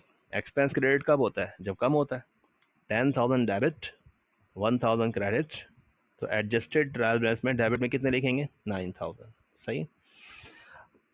जर्नल एक्सपेंसेस 10000 डेबिट थे पहले से, और मजीद डेबिट किया आपने 2500 से, कितना? 12500 डेबिट में कॉपी करते हैं। और कुछ जो खर्चे हैं पहले से वो थे ही नहीं पहले, उनको फर्स्ट टाइम रिकॉर्ड किया आपने। जब फर्स्ट टाइम रिकॉर्ड किया तो उनको डायरेक्ट ही कॉपी करेंगे। 2500 + 3 + 3 1, तो ये हो गया टोटल डेबिट साइड पे कितना आ गया? 2,41,000 2,41,000, ठीक है। एडजस्टेड ट्रायल बैलेंस का टोटल ऊपर से कर लीजिएगा, पूरा खुद भी चेक करें, टोटल प्लस करें, फिर टोटल क्रेडिट प्लस करें और टोटल लिख दें। अब देखें एडजस्टेड ट्रायल बैलेंस तक आपका सारा देखें बराबर भी है, इक्वल है, ठीक है ना। अब बहुत आसान सी बात है कि इनकम स्टेटमेंट बैलेंस शीट के अकाउंट को स्टार्टिंग में हमने सीक्वेंस अरेंज की थी और बैलेंस शीट के अकाउंट्स को हमने पहले अरेंज किया था। इनकम स्टेटमेंट यानी कि revenue, expenses, assets, liability, owner, equity, हम सबको अरेंज कर लिया था। अरेंज करने का फ़ायदा अब ये होगा कि हम डायरेक्ट जल्दी जल्दी क्या करेंगे, एडजस्टेड ट्रायल बैलेंस देकर ये सारी फिगर्स कॉपी कर देंगे। तो ये जितने भी अकाउंट्स हैं, बैलेंस शीट के अकाउंट, ये सब कहाँ लिख देंगे, बैलेंस शीट के डेबिट में, क्रेडिट में। ये जितने भी अकाउंट्स हैं, इनकम स्टेटमेंट, ये सब कहाँ लिख देंगे, इनकम स्टेटमेंट के डेबिट में, क्रेडिट में। ठीक है, रिमेंबर कि मर्चेंडाइज इन्वेंट्री 20,000 डेबिट में है, तो ये डायरेक्ट डेबिट में ही आएगी बैलेंस शीट के, क्योंकि ये सिस्टम पीरियोडिक नहीं है, सिस्टम परपीचुअल है। सिस्टम परपीचुअल में ये इन्वेंट्री को इनकम स्टेटमेंट के कॉलम में लिखने की ज़रूरत नहीं है, यहाँ पे इसको एडजस्ट करने की ज़रूरत नहीं है। ये इन्वेंट्री 20,000 इन्वेंट्री डायरेक्ट कहाँ लिख देंगे, बैलेंस शीट डेबिट में। देखें ये रही प्रॉपर हमने क्या किया, देखें कैश की रकम डायरेक्ट बैलेंस शीट में आ गया, रिसीवेबल बैलेंस शीट में आ गया, allowance for bad debt direct balance sheet में आ गया। और ये जितनी भी फिगर्स हैं ये सब कहाँ से देख के लिखेंगे, एडजस्टेड ट्रायल बैलेंस से ही देख के लिखेंगे बैलेंस शीट में। ठीक है भाई, तो ये हो गया prepaid rent, office furniture, allowance for option, फिर ऑफिस इक्विपमेंट, फिर उसका अलाउंस ऑप्शन, फिर 4 लायबिलिटी है, कैपिटल है, ड्राइंग को डेबिट में लिखेंगे बैलेंस शीट में। फिर सेल्स हमारा कौन सा अकाउंट है, इनकम स्टेटमेंट का अकाउंट है, सेल्स क्रेडिट में लिखें, इनकम स्टेटमेंट क्रेडिट में। ठीक है, sale discount, cost of goods sold, बाकी ऑल एक्सपेंसेस, ये सब कहाँ से लिखेंगे, एडजस्टेड ट्रायल बैलेंस से। जो प्रीवियस एक्सपेंसेस है वो नहीं, वो तो प्री क्लोजिंग थे ना, वो तो एडजस्टमेंट से पहले के थे, बिफोर एडजस्टमेंट्स। अब जो भी फिगर लिखेंगे इनकम स्टेटमेंट में, बैलेंस शीट में, वो सब कहाँ लिखेंगे, एडजस्टेड ट्रायल बैलेंस से देख के लिखेंगे। चलें, अब क्या करना है, इससे पहले देखें हर ट्रायल बैलेंस टोटल बराबर था। ठीक है, pre closing trial balance total equal था, एडजस्टमेंट टोटल इक्वल था, adjusted trial balance total equal था। अब ये जो 4 कॉलम्स हैं, इन चारों कॉलम के टोटल बराबर नहीं होंगे। ये obviously there is net income और नेट लॉस, आमदनी या खर्चे माइनस करते हैं तो प्रॉफिट या लॉस आता है। तो इन चारों कॉलम के टोटल बराबर नहीं होंगे, देखें। ठीक है, डिफरेंस आएगा। अब वो जो डिफरेंस आएंगे उनको माइनस प्लस करना है। चले पहले टोटल कर लेते हैं, प्लस कर लें। 75 प्लस 5 प्लस 17 9 प्लस, यहाँ लिखें इसको टोटल में, जो हमने लाइन नीचे लास्ट में छोड़ी हुई है, इस टोटल में यहाँ पे इसका टोटल लिख दें। यहाँ टोटल कॉपी करें, यहाँ लिखें, यहाँ तो एक ही फिगर है, ये कॉपी करते हैं, यहाँ टोटल लिखें, यहाँ टोटल लिखें। ठीक है, अब जो भी आपने इनकम स्टेटमेंट का क्रेडिट टोटल किया और डेबिट टोटल किया, इनकम स्टेटमेंट के क्रेडिट में से डेबिट माइनस करें, बैलेंस शीट के डेबिट में से क्रेडिट माइनस करें। जब टोटल कर लेंगे इन चारों का, चलें इसको टोटल करके दिखा देते हैं कि टोटल देखिए मेरे पास क्या आया, ये आया। ठीक है, लाइक दिस, देखें इस तरह से इनकम स्टेटमेंट का डेबिट कितना आ रहा है, 1,25,000। इनकम स्टेटमेंट क्रेडिट में कितनी आ रही है, 1,19,500। डेबिट कितनी आ रही है, 1,16,000। डेबिट कितना आ रहा है, 1,21,500। सही है, अब क्या करना है, इनकम स्टेटमेंट क्रेडिट क्या है, ये आमदनी है, ये खर्चे हैं। कितनी आमदनी है, 1,19,500। खर्चे कितने हैं, 1,25,000। आमदनियाँ कम है और खर्चे क्या हैं, ज़्यादा हैं। ज़रा 1,19,500 में से 1,25,000 माइनस करें तो आंसर आपका इनकम नहीं आएगा, लॉस आएगा, नेट लॉस। नेट लॉस कितना आया, 5,500। ठीक है, अच्छा अब यही डिफरेंस यहाँ भी चेक कर लें, क्या यहाँ भी माइनस करने पे ये आंसर आ रहा है। अगर बैलेंस शीट का भी डेबिट से क्रेडिट माइनस करने पे ये आंसर आ रहा है, बट तो ठीक है, इनकम स्टेटमेंट का क्रेडिट डेबिट माइनस करने पे और बैलेंस शीट का डेबिट क्रेडिट माइनस करने पे, दोनों का डिफरेंस क्या आना चाहिए, सेम आना चाहिए, बराबर आना चाहिए। तो 1,16,000 में से 1,21,500 माइनस कर दें, कर दिया माइनस, क्या आंसर आया, 5,500। अब मुझे बताएं 5,500 इनकम स्टेटमेंट के कौन से कॉलम में रकम कम है, कम किस साइड पे, देखें डेबिट में रकम ज़्यादा है, क्रेडिट में रकम कम है। तो 5,500 कहाँ लिखेंगे, जो कॉलम में अमाउंट कम है उसमें लिखेंगे, क्रेडिट में लिखेंगे 5,500। ठीक है, अगर ये कॉलम डिफरेंस यहाँ पे डेबिट में कम होता तो यहाँ लिख देते। सही है, बात समझ में आ गई। तो ये 5,500 यहाँ पे क्रेडिट में लिखेंगे। ऐसे ही यहाँ देखें 1,16,000 और डिफरेंस माइनस किया, यहाँ पे कम है, डेबिट में कम है, तो यहाँ लिख देंगे 5,500। ठीक है, अच्छा अब टोटल हमने कम वाले कॉलम में क्यों लिखा, ताकि उसको दोनों को दोबारा प्लस करें और प्लस करने पे दोनों कॉलम के आंसर मैच हो जाए। देखें डेबिट में तो ऑलरेडी 125 है, क्रेडिट में 125 कैसे हो गए, आपने इन दोनों को दोबारा क्या किया करना है, प्लस करना है, प्लस करके मैच करना है। पहले आपने क्या किया था, इन दोनों को आपस में माइनस किया था, डिफरेंस निकाला था, अमाउंट कम वाले कॉलम में लिखी थी। अब दोबारा दोनों को प्लस करना है 125, यहाँ भी ऐसे ही करना है, दोनों को दोबारा प्लस करें, यहाँ भी कितने होगा 121,500 और यहाँ तो है ही कितने 1,21,500। ठीक है, तो ये आपका 10 कॉलम वर्कशीट। और सबसे इम्पॉर्टेंट बात, ये जो 5500 था, ये क्या था आपका, तो जहाँ पे आप टोटल कर रहे थे उस टोटल के नीचे, जैसे ये टोटल चल रहा था आपके, ये इस टोटल के नीचे जहाँ पे आपने ये 5000 लिखा है 500, लिख दें नेट लॉस।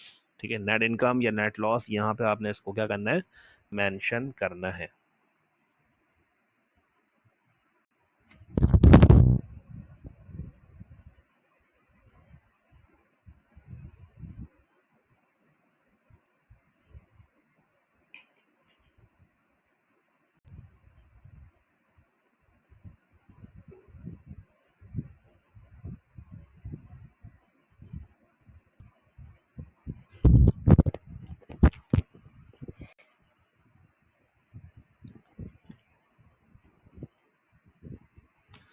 नेक्स्ट वीडियो में, नेक्स्ट क्वेश्चन में कहते हैं,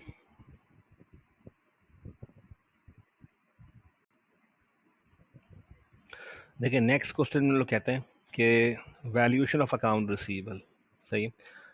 following information was provided by Abbas Ali Shah trading company for the year 2025। Given है आपको, बैलेंस शीट डेटा गिवन है, फिर कहते हैं आपको जनवरी 1 को अकाउंट रिसीवेबल गिवन है, allowance for bad debts given है, during the year following transaction हुई है। पहले रिक्वायर्ड पढ़ लेते हैं ताकि रिक्वायर्ड के हिसाब से क्वेश्चन को सॉल्व करना आसान हो जाता है। तो रिक्वायर्ड में कहते हैं कि first one, pass necessary general entries for the above transactions, यानी इन तमाम ट्रांजेक्शन्स की एंट्री बनानी है। Also pass necessary adjusting and closing entries in the journal, यानी आपने इन तमाम ट्रांजेक्शन्स की एंट्री बना के दिखानी है, और तमाम ट्रांजेक्शन्स की एंट्री बनाने के साथ साथ आपने एडजस्टिंग एंट्री और क्लोजिंग एंट्री बना के दिखानी है। चलिए फर्स्ट वन पहले पढ़ लेते हैं।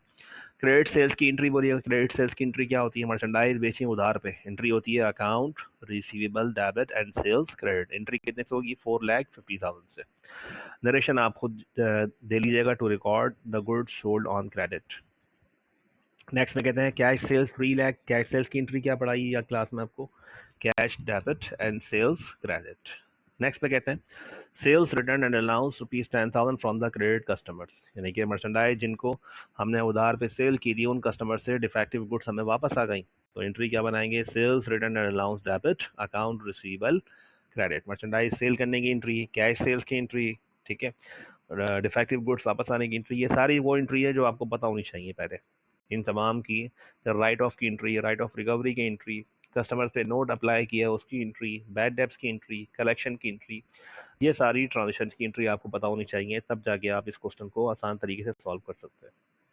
An amount ₹8,000 has been written off as uncollectable. एक अमाउंट 8,000 रुपये का कस्टमर से अब राइट ऑफ कर दिया है, उसको अनकलेक्टेबल समझते हुए। वर्थ लेस कस्टमर्स अकाउंट, यानी कि अब कस्टमर से पैसे ना मिलना मुमकिन है, पैसे नहीं मिल सकते तो इसकी एंट्री राइट ऑफ कर दें। राइट ऑफ की एंट्री क्या होती है, allowance for bad debts debit account receivable credit right of the customers account. ठीक है। नेक्स्ट एंट्री में कहते हैं इसके बाद प्रीवियसली, यानी माजी में, प्रीवियसली पास्ट में, written off amount ₹5,000 has been recovered. ये 5,000 पैसे मिले तो हैं, कलेक्शन तो हुई है, cash debit account receivable credit, लेकिन ये जो रिकवरी है ये प्रीवियसली रिटर्न ऑफ अकाउंट्स की है, यानी ये उस कस्टमर से पैसे मिले थे जिस कस्टमर को आप माजी में, पास्ट में ऑलरेडी राइट ऑफ कर चुके हैं, यानी अपने अकाउंटिंग रिकॉर्ड से ख़त्म कर चुके हैं, तो फिर इसको कहते हैं राइट ऑफ रिकवरी। तो इस राइट ऑफ रिकवरी की 2 एंट्री होनी चाहिए। ठीक है। ट्रांजेक्शन नंबर ई की पहली एंट्री और दूसरी एंट्री। पहली एंट्री क्या बनाए, पहली एंट्री बनाए account receivable debit allowance for bad debts credit. ऐसा क्यों, क्योंकि जिस कस्टमर को आपने राइट ऑफ कर दिया था, पहले उस कस्टमर को अपने अकाउंटिंग के रिकॉर्ड में दोबारा से रीइंस्टेट करेंगे, बहाल करेंगे, पहले उसके अकाउंटिंग रिकॉर्ड को दोबारा से अपडेट करेंगे, भाई इसको अकाउंटिंग के रिकॉर्ड में दोबारा से क्या किया जाए, रीइंस्टेट, बहाल किया जाए। तो बहाल करने की एंट्री क्या बनाएगी, account receivable debit allowance for bad debts credit. Reinstate की एंट्री क्या होती है, वही एंट्री जो आपने राइट ऑफ की एंट्री होती है। राइट ऑफ करते वक्त आपने ये एंट्री बना के दिखाई थी, ठीक है ना। ये उस कस्टमर की बात तो नहीं कर रहे खैर, लेकिन एक माजी में जिसको राइट ऑफ कर दिया था उससे पैसे मिले हैं, 5,000 पैसे मिल गए, और अब इसकी एंट्री बनाए cash debit account receivable credit. ये दोनों एंट्री कितने से होनी चाहिए, 5,000 5,000। तो ये बात याद रखिएगा, राइट ऑफ रिकवरी की कितनी एंट्री होती हैं, 2 एंट्री होती हैं। दोनों एंट्री को अच्छी तरह समझ लें। Cash collection from credit customer, देखिए ये भी कलेक्शन हो रही है, ठीक है, ये भी क्या है, एक कलेक्शन हो रही है, रिकवरी हो रही है, लेकिन ये किसी राइट ऑफ रिकवरी की मतलब रिकवरी नहीं हो रही है। एक सिंपल जिस कस्टमर को आपने मर्चेंडाइज ऑन क्रेडिट पे सेल की थी, उन कस्टमर से पैसे आ गए, तो कस्टमर से पैसे आने की एंट्री आपको पता है क्या एंट्री होती है, कैश डेबिट अकाउंट रिसीवल क्रेडिट। अब देखें यहाँ तक तो एंट्री हमने कर ली ना।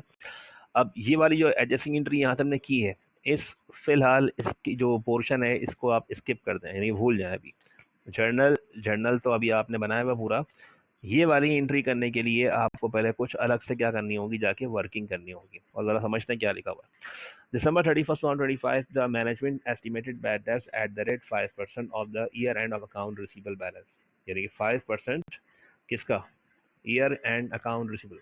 अब देखें ईयर एंड अकाउंट रिसीवेबल ये नहीं है, ये तो ईयर के स्टार्टिंग में है, ये तो जनवरी 1 के ओपनिंग बैलेंसेस है।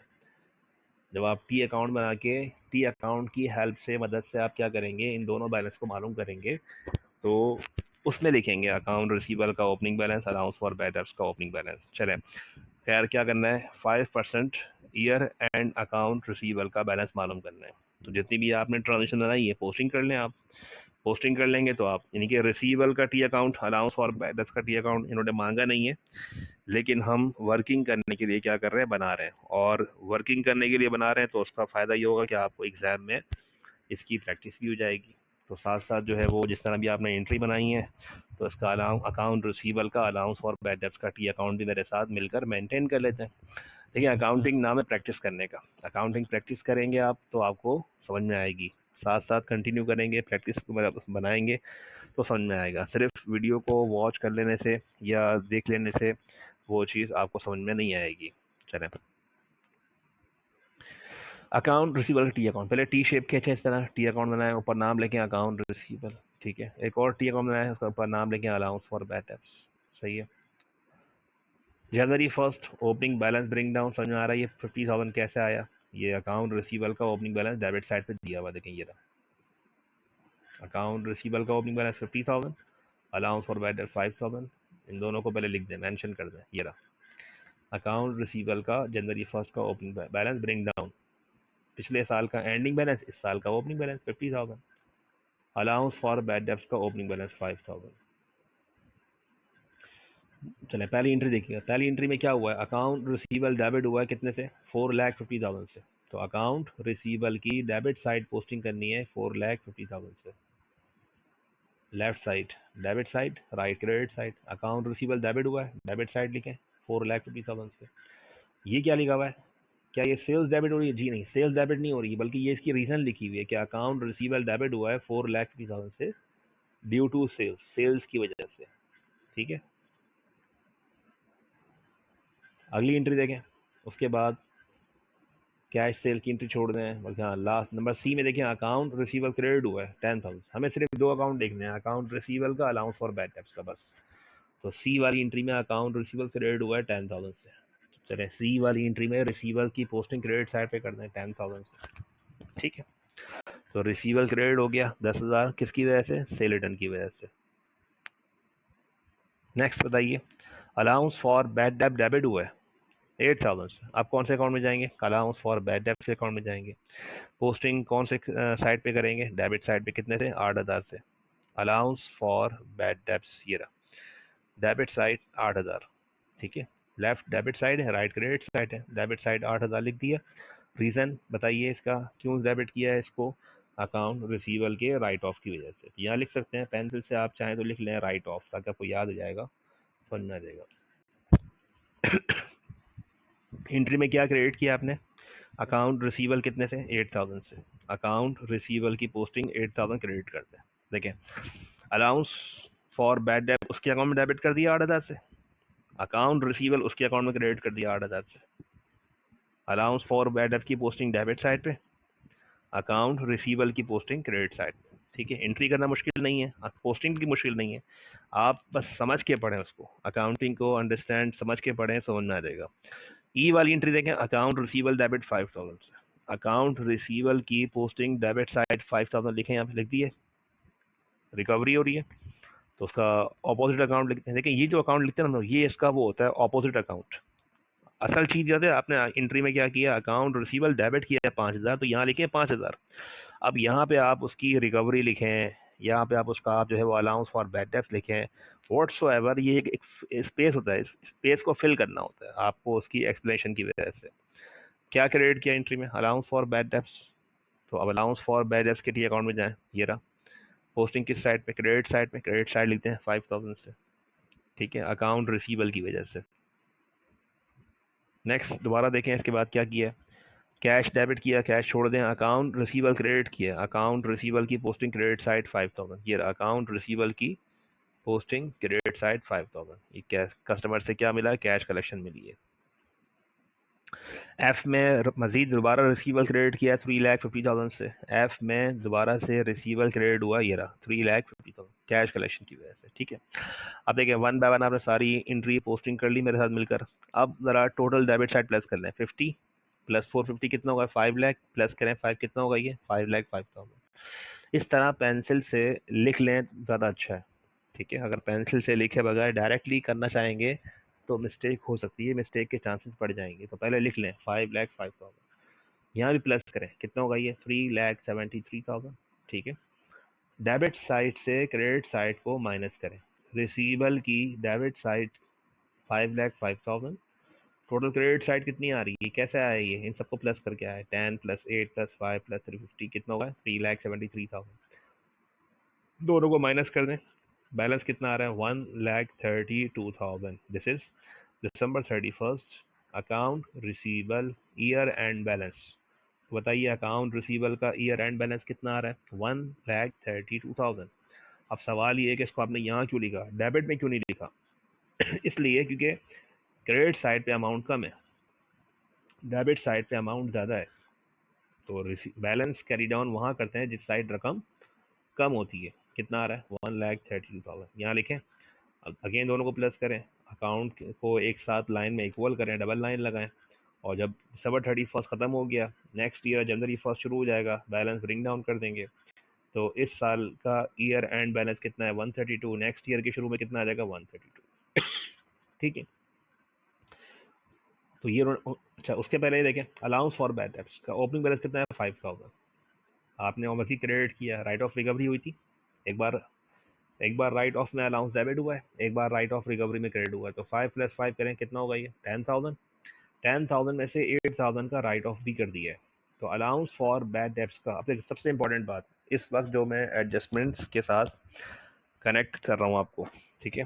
तो सबसे इंपॉर्टेंट बात ये है कि बताइए इस वक्त allowance for bad debts credit कितने से हुआ है 10,000 से, और डेबिट साइड कितना है 8,000 है। जरा 10 में से 8 माइनस करें, तो क्रेडिट साइड से डेबिट साइड माइनस किया 2,000।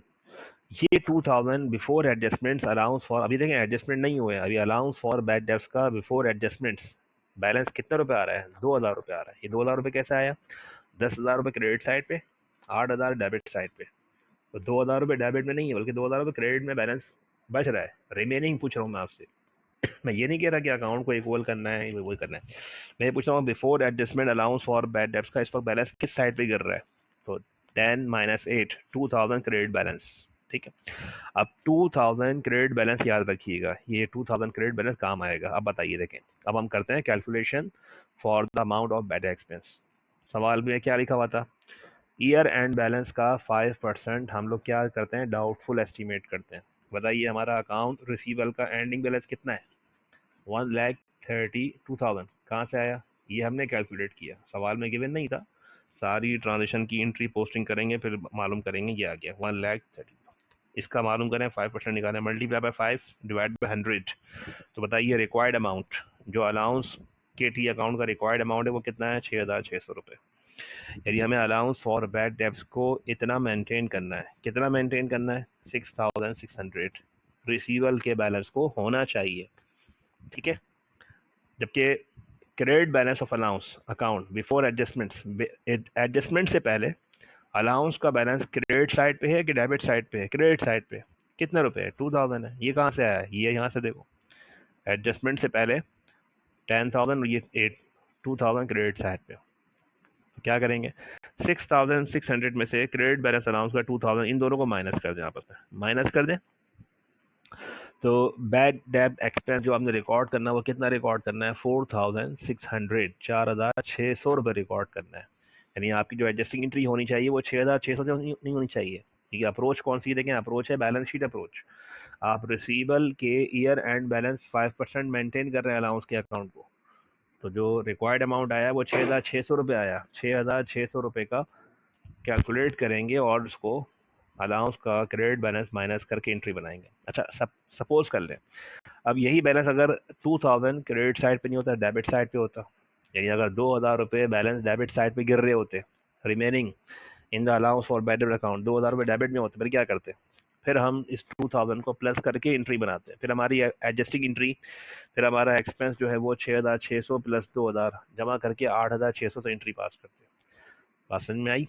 तो कब आपने एक्सपेंस जो है वो अलाउंस के टी अकाउंट को माइनस करके एंट्री बनानी है, अगर क्रेडिट बैलेंस होगा अलाउंस का बिफोर एडजस्टमेंट तो माइनस करके एंट्री बनानी है, और अगर डेबिट में बैलेंस हो, डेबिट बैलेंस ऑफ अलाउंस हो, तो उस रकम को प्लस करके फिर एंट्री बनानी है।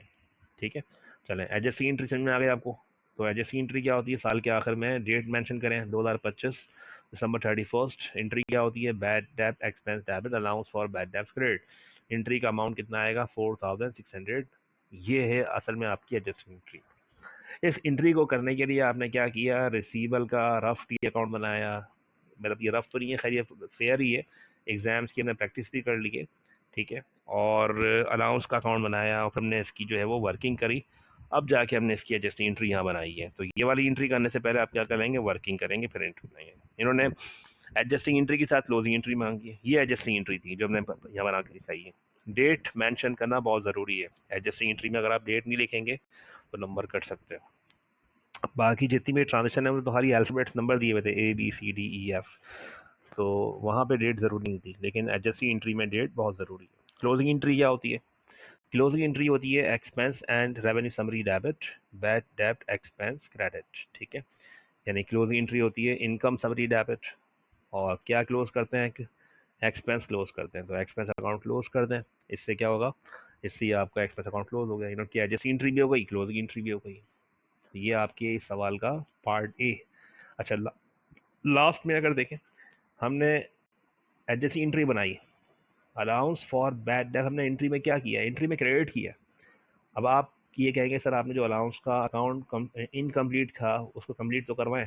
ये रहा देखें, अलाउंस का टी अकाउंट ये इनकम्प्लीट था बिफोर एडजस्टमेंट्स, हमने एंट्री बनाई है एडजस्टिंग की, 4600 रुपये से अलाउंस क्रेडिट किया, चले कंप्लीट कर दें, इसको पोस्टिंग कर दें, अलाउंस का टी अकाउंट क्रेडिट कर दें। ये रहा अलाउंस फॉर बैड डेट, क्या हो गया, क्रेडिट हो गया। क्रेडिट कितने से हो गया, 4600 से। जैसे ही क्रेडिट कर दिया आपने इसको, तो अब इसका, और जब क्रेडिट क्यों किया, रीज़न बताइए, बैड एक्सपेंस की वजह से। कब, 31 नवंबर को। अब ये क्रेडिट साइड है और ये डेबिट साइड है। ठीक है, बैलेंस कैरी डाउन कैसे मालूम किया आपने, ये 6600, 5 + 5 + 4, 10,000, 14,600। 14,600 में से अलाउंस का बैलेंस डेबिट में 8,000 रुपये। देखिए ये रकम तो आपने मालूम करनी है ना कैलकुलेटर पे, ये तो अभी नहीं आई, ये सवाल भी तो नहीं लिखी हुई है, ये तो आप मालूम करेंगे। क्या करेंगे, क्रेडिट साइड 14,600 में से 8,000 माइनस करें, ये आ गया दिसंबर 31 बैलेंस कैरी डाउन कितना आ गया, 6,600।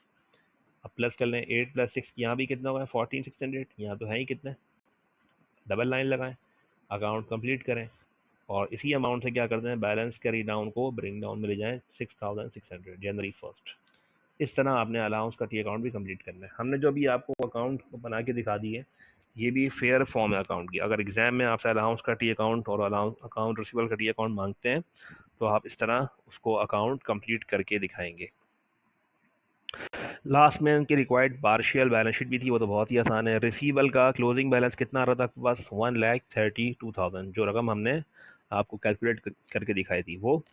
अलाउंस फॉर बैड डेब्ट्स का क्लोजिंग बैलेंस कितना आ रहा है, जो एडजस्टिंग एंट्री की है वो नहीं, एडजस्टिंग वो तो एंट्री का अमाउंट था। एडजस्टिंग एंट्री होने के बाद पोस्टिंग भी तो की है आपने उसको, पोस्टिंग करने के बाद अलाउंस फॉर बैड डेब्ट्स का जो बैलेंस आ रहा है CD कैरी डाउन 6,600, ये आपने बैलेंस शीट में इसको इस तरह से माइनस करके दिखा के। माइनस क्यों, ये रिसीवर से कलेक्शन करनी है 1,32,000 की, और 6,600 is still doubtful, uncollectible bad डेब्ट से माइनस करें, जो नेट रियलाइजेबल वैल्यू है वो कितनी है, 1,25,400 की। बी पार्ट में कहते हैं Amjad Hussain consultants classified its account receivable into different categories depending upon the age of account receivable. इन्होंने एजिंग का सवाल दिया हुआ है। Following details were furnished by them as on September 30, 2025। देखें age groups and receivable amount already इन्होंने क्या की है, एजिंग्स कर ली हैं, कंप्लीट कर ली हैं। आपको सवाल में एजिंग कंप्लीट करनी नहीं है, वरना एक सवाल है तो देखें ऐसा होता है कि हर कस्टमर्स के सब्सिडरी लेजर्स के टी अकाउंट दिए होते हैं कि कब किस कस्टमर को मर्चेंडाइज बेचा, जिस डेट पे मर्चेंडाइज सेल किया तो उस डेट से हिसाब लगाइए आज तक का कि भाई उस कस्टमर को बेचे मर्चेंडाइज कितने दिन हो गए, 90 डेज हो गए, 120 डेज हो गए, 35, 45 कितने दिन हो गए। फिर हम खुद से उस कस्टमर की अमाउंट को हम लोग उस कैटेगरी में लिखते हैं। यहाँ पे हमें ऐसा कुछ नहीं करना। यहाँ पे ऑलरेडी अगर देखें नॉट येट ड्यू की रिकवरी का पैसा 1 to 30 days pass due recovery का 44,000 पैसा है, 31 to 60 days above 60 days ageing हुई हुई है पहले से। हर कैटेगरी पे हम क्या अप्लाई करते हैं, uncollectible rate 5%, not yet due के लिए 7%, 1 to 30 पास डेज के लिए 9%, 31 to 60 डेज पास ड्यू के लिए इसी तरह से 12%, अबव 60 डेज के लिए। Before making any adjustment to bad debts, the allowance for bad debt account showed a debit balance 1000। देखिए इंपॉर्टेंट बात, जब आप सारा बैड डेब्ट्स की परसेंटेज वगैरह कैलकुलेट कर लेंगे तो वो बन जाएगा required amount for allowance account. Allowance के अकाउंट के लिए रिक्वायर्ड अमाउंट बन जाएगा। उसमें हमने बताया था कि अगर balance allowance for bad debts का बिफोर एडजस्टमेंट्स क्रेडिट साइड पे हो तो माइनस करके एंट्री बनानी है, और डेबिट साइड पे हो तो प्लस करके एंट्री बनानी है। ठीक है, चले देखते हैं। रिक्वायर्ड पढ़ते हैं। Compute the estimated amount of bad debts. Solve करने के लिए प्रॉपर ग्रुप के नाम लिख लें सबके। अमाउंट पहले से आपको सवाल में गिवन है, आपको इसके लिए परेशान होने की जरूरत नहीं है, don't need to worry about it. तो नॉट येट ड्यू के पैसे 1 to 30 सबके पैसे लिख दें, आप सबके रेट कॉपी कर दें। अब सब ग्रुप्स पे 1 by 1 उनकी परसेंटेज अप्लाई करते जाएं। 4,75,000 का 5% निकालें, multiply by 5 divide by 100, 23,750 is the uncollectible amount for this category. ठीक है, मल्टीप्लाई करें, अप्लाई करें, कितना आ गया 3080। 3080 is the uncollectible amount bad debts amount for the category of 1 to 30 days pass due and, ठीक है, एंड सो ऑन। इसी तरह सबका मालूम करते हैं, 1 by 1 मालूम करते जाए। 46,000 का 9%, 10,000 का 12%, 44,000 का 7%, सबको प्लस कर लें। ठीक है, जब सबको प्लस कर लिया तो ये हो गया 32,170। अब देखें 32,170 अमाउंट तो आ गया, इस अमाउंट से एंट्री पास नहीं करनी है आपने। ठीक है, अप्रोच है बैलेंस शीट, और बैलेंस शीट अप्रोच में अलाउंस फॉर बैड डेब्ट्स का प्रीवियस बैलेंस क्या करते हैं, कंसिडर करते हैं, देखते हैं कि डेबिट में हो तो इसमें प्लस करके फिर एंट्री बनाएंगे, और क्रेडिट में दिया हुआ हो तो इस अमाउंट में से माइनस करके फिर एंट्री बनाएंगे। तो सवाल में अभी आपको बताया था, देखें ये रहा, बिफोर मेकिंग एनी एडजस्टमेंट्स। अभी हमने एडजस्टमेंट नहीं किया अलाउंस फॉर बैड डेब्ट्स का, उन्होंने आपको बताया कि डेबिट में बैलेंस है 1000। तो फिर क्या करेंगे, जिस तरह हमने अभी हमने प्रीवियस क्वेश्चन कंप्लीट किया था, उस क्वेश्चन में क्रेडिट बैलेंस था अलाउंस के अकाउंट का, जो हमने आपको कैलकुलेट करके दिखाया था, तो हमने माइनस करके एंट्री बना के दिखाई थी आपको। इस सवाल में ऐसा नहीं करेंगे। इस सवाल में 32,170 is the required amount for the allowance for doubtful account, यानी इतना अलाउंस होना चाहिए। 1000 बिफोर एडजस्टमेंट है, ठीक है, उसको प्लस करके तो बैड डेब्ट एक्सपेंस की एंट्री कितने से होनी चाहिए, 33,170। इन लोगों ने आपसे सिर्फ कंप्यूट करने को बोला है, आपसे रिकॉर्ड करने को नहीं बोला। अगर ये बोलते हैं भाई compute and record the estimated amount of bad debts, फिर हम इसकी एंट्री भी बना के दिखा देते हैं। और एंट्री कितने से बनाते हैं, एंट्री पास करते हैं 33,170 से। और एंट्री क्या होती है, जैसी एंट्री करना आपको आती है, क्या एंट्री होती है, बैड डेब्ट expense debit, allowance for bad debts credit.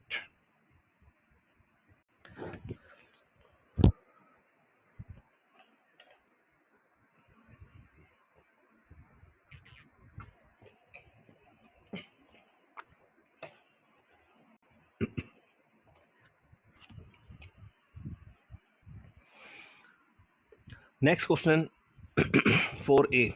Asma Anjum and company provided the following information on December 31st, 2023. Machine की कॉस्ट गिवन है, मशीन का एक्यूमुलेटेड डेप्शन गिवन है, ठीक है। और ये जो इन्फॉर्मेशन है ये कब आ रही है, दिसंबर 31 2023 की आ रही है। The company uses diminishing balance method for computing depreciation with a 20% annual rate of depreciation. Books of accounts are closed at December 31st each year. January 5, 2024, the company incurred an extraordinary repair costing rupees 60,000 on the machine. Machine के ऊपर आज उन्होंने 60,000 का क्या पे किया है, extra ordinary repair पे किया है। उसकी एंट्री भी हम बताते हैं क्या होती है, कब पे किया है, जनवरी 5, 2024, ठीक है। फिर कहते हैं the repair extended the total life of machine from 5 to 7 years. इसकी जो एक्स्ट्रा ऑर्डिनरी रिपेयर पे करने से मशीन की लाइफ में 5 से लेकर 7 साल तक का इजाफा हो गया, ठीक है, यानी लाइफ 2 ईयर्स बढ़ गई है। जून 30, 2025, ठीक है, 24 में आपने पे किया था, 24 को इस्तेमाल किया है, 25 जनवरी से लेके आपने जून 30 तक इस्तेमाल किया है, और जून 30 the same machine was sold for cash ₹1,50,000, ठीक है। अब रिक्वायर्ड पढ़ते हैं, जो रिक्वायर्ड है वैसे करते हैं solve. Compute and record in journal the depreciation expense for the year 2024 and June 30, 2025. Also record the amount of extraordinary repair। यानी आप वो कह रहे हैं फर्स्ट रिक्वायर्ड में आपसे कहते हैं कि 2024 में आपने जो तमाम कैलकुलेशन करनी है, डेप्शन रिकॉर्ड करना है, उसकी वर्किंग करके दिखाएं, जून 30 तक करके दिखाएं, और जून उसमें जनवरी 5 को जो आपने एक्स्ट्रा ऑर्डिनरी रिपेयर पे किया था उसकी भी एंट्री करके दिखाएं, ठीक है। बहुत आसान सिंपल सी बात है कि इन सब बातों से ये अंदाज़ा हो गया कि 2023 का अकाउंटिंग पीरियड तो एंड हो चुका था। 2023 में आपने किसी किस्म की वर्किंग अब नहीं करनी है, अब आप डायरेक्टली 2024 में एंटर हो चुके हैं, ठीक है। तो 2024 में सबसे पहली जो एंट्री बनेगी जनवरी 5 को, वो किसकी बनेगी, एक्स्ट्रा ऑर्डिनरी रिपेयर पे करने की एंट्री बनेगी। और एक्स्ट्रा ऑर्डिनरी रिपेयर पे करने से क्या होता है, मशीन की एफिशिएंसी में, उसकी उसकी वर्किंग में, उसकी लाइफ में इजाफा होता है, ठीक है। तो एक्स्ट्रा ऑर्डिनरी रिपेयर पे करने की एंट्री होती क्या है, accumulated depreciation debit and cash credit. कितना पे किया है, 60,000 पे किया है जनवरी 5 को, ठीक है। देखिए पहले तो हम बताते हैं कि 2024 जनवरी 1 एंट्री क्या होनी चाहिए, अलाउंस फॉर डेप्रिसिएशन डेबिट 60,000 से, कैश क्रेडिट 60,000 से, ठीक है। ये एंट्री पास कर दी। ये एंट्री कब किया आपने, 2024 जनवरी 1 को पे किया। अब आप ये बताएं, जब आप 2024 का साल शुरू हुआ, 23 खत्म हुआ, 24 शुरू हुआ, तो 2024 के शुरू में एक्यूमुलेट डेप्रिसिएशन 60,000 का इसका ओपनिंग बैलेंस था। आपने जनवरी 5 2024 को अलाउंस फॉर डेप्रिसिएशन डेबिट कर दिया 60,000 से। जब आप ओपनिंग बैलेंस लेके चले थे तो 60,000 लेकर आए थे ना क्रेडिट साइड पे, डेबिट कर दिया 60,000 से। जैसे ही आपने इसको डेबिट कर दिया तो ये अलाउंस फॉर डेप्शन का अकाउंट क्या हो गया, जीरो हो गया। फिलहाल टेम्परेरी क्या हो चुका है, जीरो, खत्म हो गया, जीरो हो गया, ठीक है। अच्छा, जिस ईयर में आप एक्स्ट्रा ऑर्डिनरी रिपेयर पे करते हैं, तो ये बात तो पता है कि न्यू कॉस्ट और न्यू लाइफ मालूम की जाती है। तो न्यू कॉस्ट हम लोग कैलकुलेट करेंगे 2024 का डेप्रिसिएशन कैलकुलेट करने के लिए। अब प्रीवियस पुरानी जो कॉस्ट है 2,50,000 रुपये, उस पर हम लोग डेप्रिसिएशन कैलकुलेट नहीं करेंगे, न्यू कॉस्ट कैलकुलेट करनी होगी। अच्छा, न्यू लाइफ भी कैलकुलेट करते हैं, लेकिन न्यू लाइफ कैलकुलेट फिलहाल करने की ज़रूरत इसलिए भी नहीं है क्योंकि कंपनी क्या यूज़ करती है, डिमिनिशिंग बैलेंस मेथड। और डिमिनिशिंग बैलेंस मेथड में हम लोग कॉस्ट उसमें से जो है बोलते हैं लाइफ जो है उसमें अप्लाई नहीं की जाती है। स्क्रैप वैल्यू और लाइफ कोई काम ही नहीं होता है। काम किस चीज़ का होता है, रेट वाला काम होता है, ठीक है। चलें, ये तो हो गई बात। तो 2024 का डेप्शन कैलकुलेट करना है, तो उसके लिए पहले ज़रा हम लोग कैलकुलेशन कर लेते हैं for the new cost of machine. जिस ईयर में एक्स्ट्रा ऑर्डिनरी रिपेयर पे करेंगे उस ईयर का डेप्रिसिएशन पुरानी कॉस्ट पे कैलकुलेट नहीं होगा।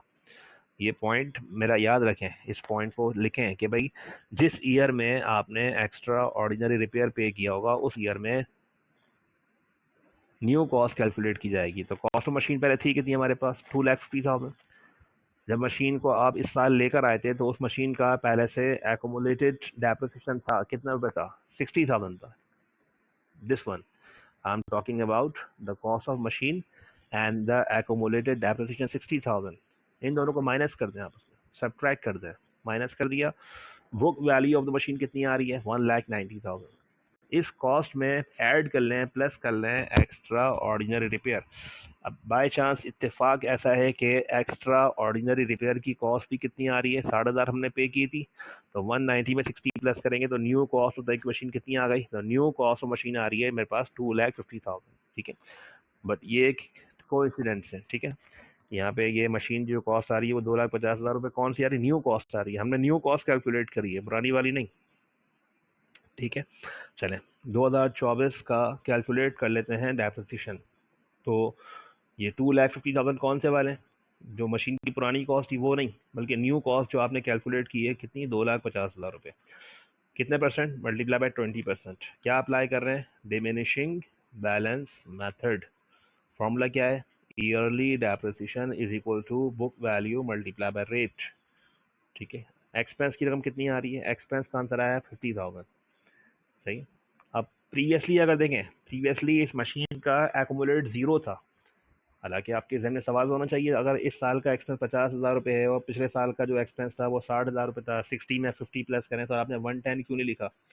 तो 110 इसलिए नहीं लिखा क्योंकि जब 2024 शुरू हुआ था तो उसमें आपने एक एंट्री बना के दिखाई थी। क्या एंट्री बना के दिखाई थी, allowance for depreciation debit 60,000, cash credit 60,000। किस चीज़ की एंट्री बना के दिखाई थी, एक्स्ट्रा ऑर्डिनरी रिपेयर। तो प्रीवियसली बैलेंस था भी 60,000 रुपये, आपने एक्स्ट्रा ऑर्डिनरी 60,000 पे किया, जब 60,000 डेबिट हो गया तो 60 माइनस वो खत्म हो गया, अलाउंस जीरो हो गया। अगर मैं 50,000 में पिछला रकम प्रीवियस जीरो प्लस करें, 50 में जीरो प्लस करें, तो 50 में जीरो प्लस करें कितना होगा, 50,000 होगा। तो ये है इस साल का एकोमुलेटेड डेप्रिसिएशन। ठीक है, बुक वैल्यू मालूम करने के लिए जो पुरानी वाली कॉस्ट है वही यूज़ की जाएगी। पुरानी वाली कॉस्ट कितनी है, 2,50,000 माइनस इस साल का एकोमुलेट 50,000 माइनस कर दें, ये आ गया इसकी क्या, बुक वैल्यू कितनी आ रही है, 2,00,000 रुपीज़ आ रही है। ठीक है, डिमिनिशिंग बैलेंस मेथड में हर नेक्स्ट ईयर का डेप्रिसिएशन किस पे कैलकुलेट करते हैं, बुक वैल्यू पे कैलकुलेट करते हैं। तो बुक वैल्यू कितनी आई, 2,00,000, 2,00,000 को उठाएं इधर लेकर आए, 2,00,000 को मल्टीप्लाई करें 20%, कितना आया 40,000। 40,000 is the annual depreciation, yearly depreciation. 2025 में मशीन को आपने पूरे साल इस्तेमाल नहीं किया, 2024 में पूरे साल इस्तेमाल किया था, इसलिए आपने उसको डायरेक्ट एक्सपेंस पूरे साल का 50,000 लिख दिया। लेकिन यहाँ पे ऐसा नहीं करेंगे, यहाँ 40,000 रुपये आंसर आया तो ये पूरे साल का है, जबकि आप मशीन को इस्तेमाल किया है कब तक, जून 30 तक इस्तेमाल किया है। तो ज़रा कैलकुलेट कर लें, जनवरी फरवरी मार्च अप्रैल मई जून, कितना होगा ये, 6 मंथ्स। तो 6 मंथ्स मशीन को इस्तेमाल करके फिर बेचा है, सेलिंग प्राइस 150। इसको हम बाद में देखते हैं लॉस या गेन के लिए। फिलहाल 40,000 मल्टीप्लाई बाय 6/12, 6/12 का आंसर कितना है, 20,000।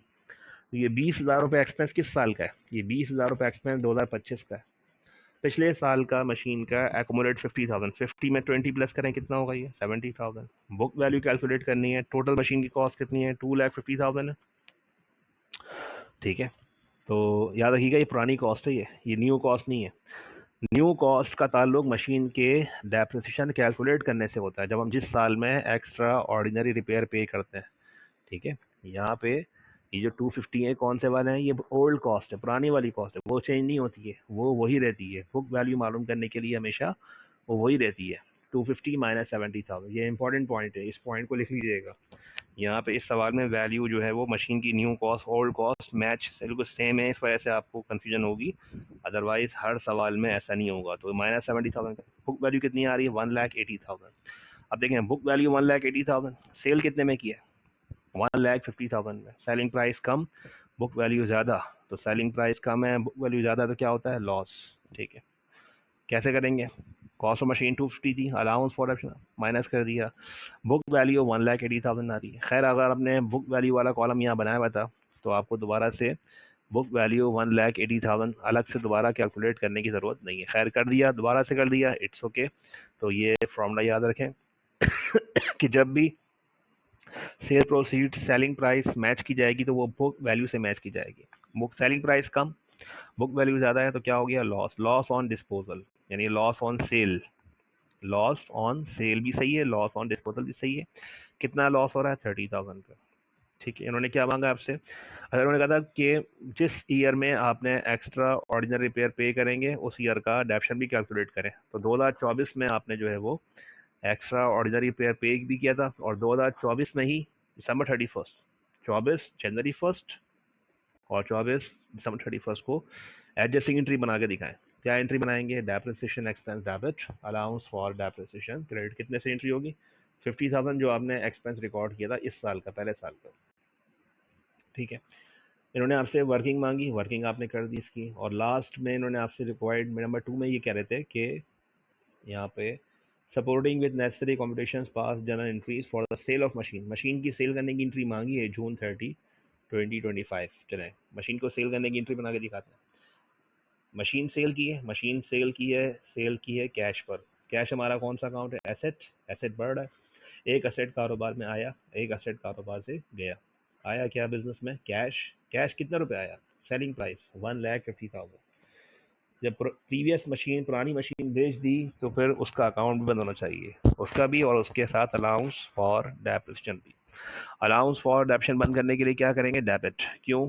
ऑलरेडी कहाँ पे था ये? क्रेडिट में था, और मशीन कहाँ थी? डेबिट में थी। देखें अकाउंट पलट दें, रिवर्स कर दें, मशीन को क्रेडिट कर दें 2,50,000 से, अलाउंस को डेबिट कर दें 70,000 से, और लॉस तो हमेशा क्या करते हैं? डेबिट ही करते हैं, और गेन हमेशा क्या करते हैं? क्रेडिट करते हैं। तो एंट्री क्या बनेगी? Cash debit, allowance debit, loss debit, machine credit. ठीक है, कैश डेबिट, सेलिंग प्राइस 1,50,000 से मिले पैसे इतने, जितने पैसे हाथ में आए आपके, तो जितने पैसे आपके हाथ में आए उसको लिखेंगे।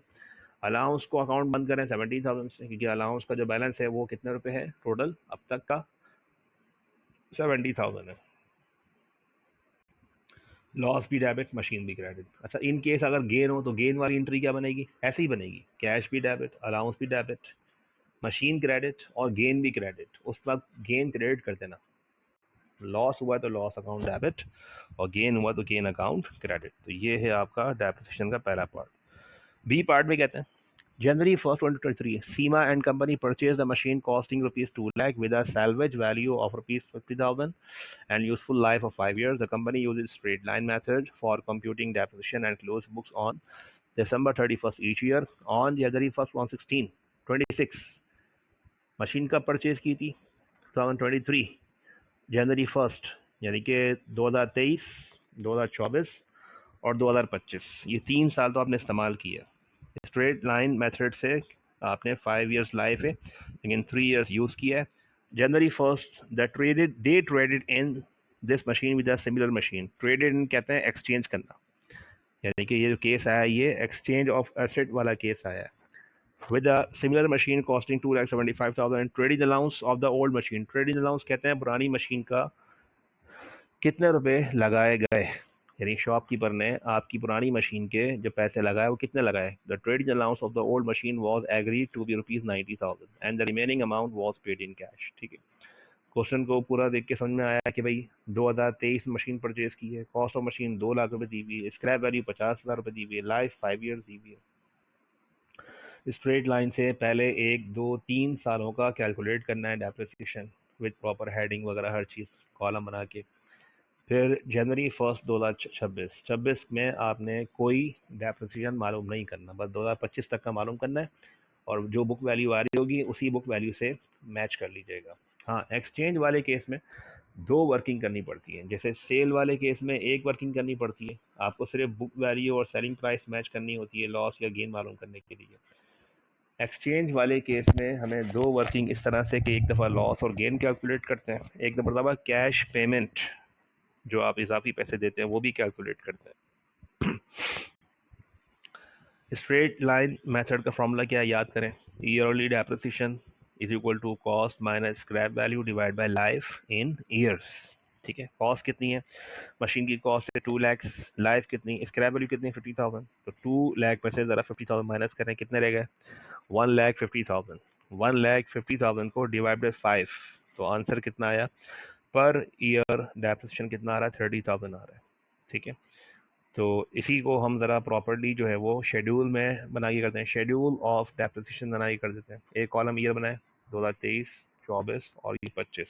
ठीक है, इसमें एक और कभी कर लीजिएगा, 3 सालों का ऐड कर लीजिएगा, सेम इसी तरह से cost minus scrap value divide by life, फिर दोबारा cost minus scrap divide by life.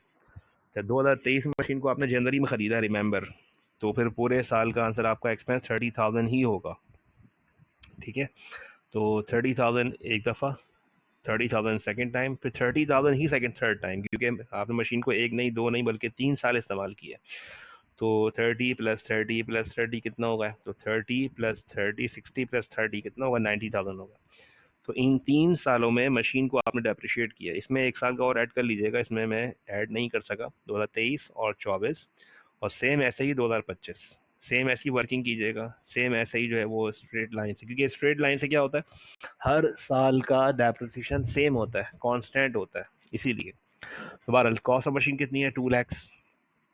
आप क्या कर रहे हैं? कैलकुलेशन कर रहे हैं लॉस और गेन के लिए। पहले तो आपने क्या करना है? बुक वैल्यू मालूम करनी है, और अब तक का जो अलाउंस है टोटल इन 3 ईयर्स में, 23, 24, 25, कितना है? 90,000 है। तो 2 लाख में से 90 माइनस करें, कितने आ गए? 1,10,000। ये आ गई बुक वैल्यू, 1,10,000। मशीन का trading allowance, the trading allowance of the old machine was accepted कित 90,000, यानी कि पुरानी मशीन के जो एक्सेप्ट किए वो 90,000 है। अब देखें, ट्रेडिंग अलाउंस कम है और बुक वैल्यू ज़्यादा है। बुक वैल्यू ज़्यादा का मतलब ये है कि हमें लॉस हुआ। क्या मतलब? यानी 1,10,000 वाली चीज़ के शॉपकीपर ने लगाए कितने पैसे? 90,000 लगाए। तो अगर वो ज़्यादा पैसे एक्सेप्ट करता लगाता, ट्रेडिंग अलाउंस ज़्यादा होता, तो इट मीन्स कि हमें गेन होता। 90,000 उसने एक्सेप्ट किए, लगाए हैं हमारी पुरानी मशीन के, तो हमें लॉस कितने का हो गया? 20,000 का लॉस भी हुआ। एक वर्किंग तो ये हो गई लॉस ऑन एक्सचेंज की हो गई। एक और वर्किंग करनी है, वो किस चीज़ की है? Cash payment. चले कैश पेमेंट कैलकुलेट कर लेते हैं। कॉस्ट ऑफ न्यू मशीन कितनी है? 2,75,000। जो न्यू मशीन आई वो कितने की है? 275। ये फॉर्मूला याद करके कैश पेमेंट का फॉर्मूला क्या है? Cost of new machine minus trading allowance. Less कर दें, ट्रेडिंग अलाउंस माइनस कर दें, तो 2,75,000 में से 90,000 तो आपको पे नहीं करने पड़ेंगे, क्योंकि उस सामने वाले शॉपकीपर ने आपकी उस पुरानी मशीन के पैसे लगाए हैं, एक्सेप्ट किए हैं, ठीक है। तो फिर जो पैसे आपने कैश पेमेंट इजाफी करनी है वो कितनी करनी है? 1,85,000 की पेमेंट आपने करनी है। तो क्या होगा? कैश पेमेंट निकालने का फॉर्मूला क्या है? Price of new machine minus trade in allowance is equal to cash payment, और बुक वैल्यू यानी trading allowance minus book value is equal to loss और गेन ऑन एक्सचेंज। यहाँ पे क्या आएगा? यहाँ पे आएगा लॉस ऑन एक्सचेंज, ठीक है। आप चाहें तो वर्किंग को इस तरह भी लिख सकते हैं, आप चाहें तो वर्किंग को इक्वेशंस जैसे हम लोग लिखते हैं मैथमेटिकली, तो वैसे भी सॉल्व कर सकते हैं। उसके लिए आसान तरीका ये है कि आप ऐसे लिखें, ट्रेड इन अलाउंस माइनस की साइन लगाएं, is equal minus book value is equal to loss on exchange. यहाँ के लिए आप लिखें cost of new machine minus trading allowance is equal to cash payment. चले, सब कुछ कर लिया, अब आते हैं एंट्री की तरफ। एंट्री बता रहे हैं न्यू मशीन खरीद के लेकर आए। कब कर रहे हैं? 26 जनवरी 1 को न्यू मशीन परचेज की है। तो न्यू मशीन कितने की परचेज की है? 2,75,000। एक बिजनेस में एसेट आया, एक एसेट आया, 2 एसेट गए। क्या किया गया? मेरे पास से मशीन ओल्ड गई, मेरे पास से कैश किया, पुरानी मशीन का अलाउंस बंद करें। चले, न्यू मशीन डेबिट, तो न्यू मशीन 2,75,000 डेबिट करें। प्रीवियस मशीन का अब तक का अलाउंस कितना हो गया इन 3 सालों में? 2,70 इससे 90,000 हो गया, 95,000 डेबिट कर दें। Allowance for depreciation debit 90,000। Loss हुआ है तो लॉस ऑन एक्सचेंज भी डेबिट कर दें 20,000 से। लॉस हमेशा क्या करते हैं? डेबिट करते हैं। और मशीन ओल्ड भी क्रेडिट करते हैं। मशीन ओल्ड क्रेडिट कितने से? 2 लाख से। और कैश भी क्रेडिट कितने से? 1,85,000 से। आखिर में एट दी एंड चेक भी कर लीजिएगा, ये डेबिट साइड और ये क्रेडिट साइड दोनों हमेशा क्या होनी चाहिए? बराबर होनी चाहिए। तो आपकी एंट्री ठीक है, ठीक है। तो एंट्री क्या बनेगी? मशीन न्यू डेबिट, अलाउंस भी डेबिट, लॉस भी डेबिट, मशीन ओल्ड भी क्रेडिट, कैश भी क्रेडिट। ये न्यू और ओल्ड आपको समझाने के लिए लिखा है, ठीक है, ताकि आपको समझ में आए कि मशीन जो है वो डेबिट कौन सी वाली हो रही है? न्यू वाली हो रही है, क्योंकि न्यू मशीन हमारे पास एक एसेट आया है और पुराना हमारे पास से बिजनेस से एक एसेट गया, और कैश भी क्रेडिट, सही। अच्छा, अगर इन केस गेन हो तो गेन वाली एंट्री पे क्या बनाएंगे? ऐसे ही बनाएंगे, machine debit, allowance debit, machine old भी क्रेडिट, कैश भी क्रेडिट, फिर गेन भी क्रेडिट। गेन होने की सूरत में आप क्रेडिट कर दीजिएगा और लॉस की सूरत में इनको डेबिट कर दीजिए।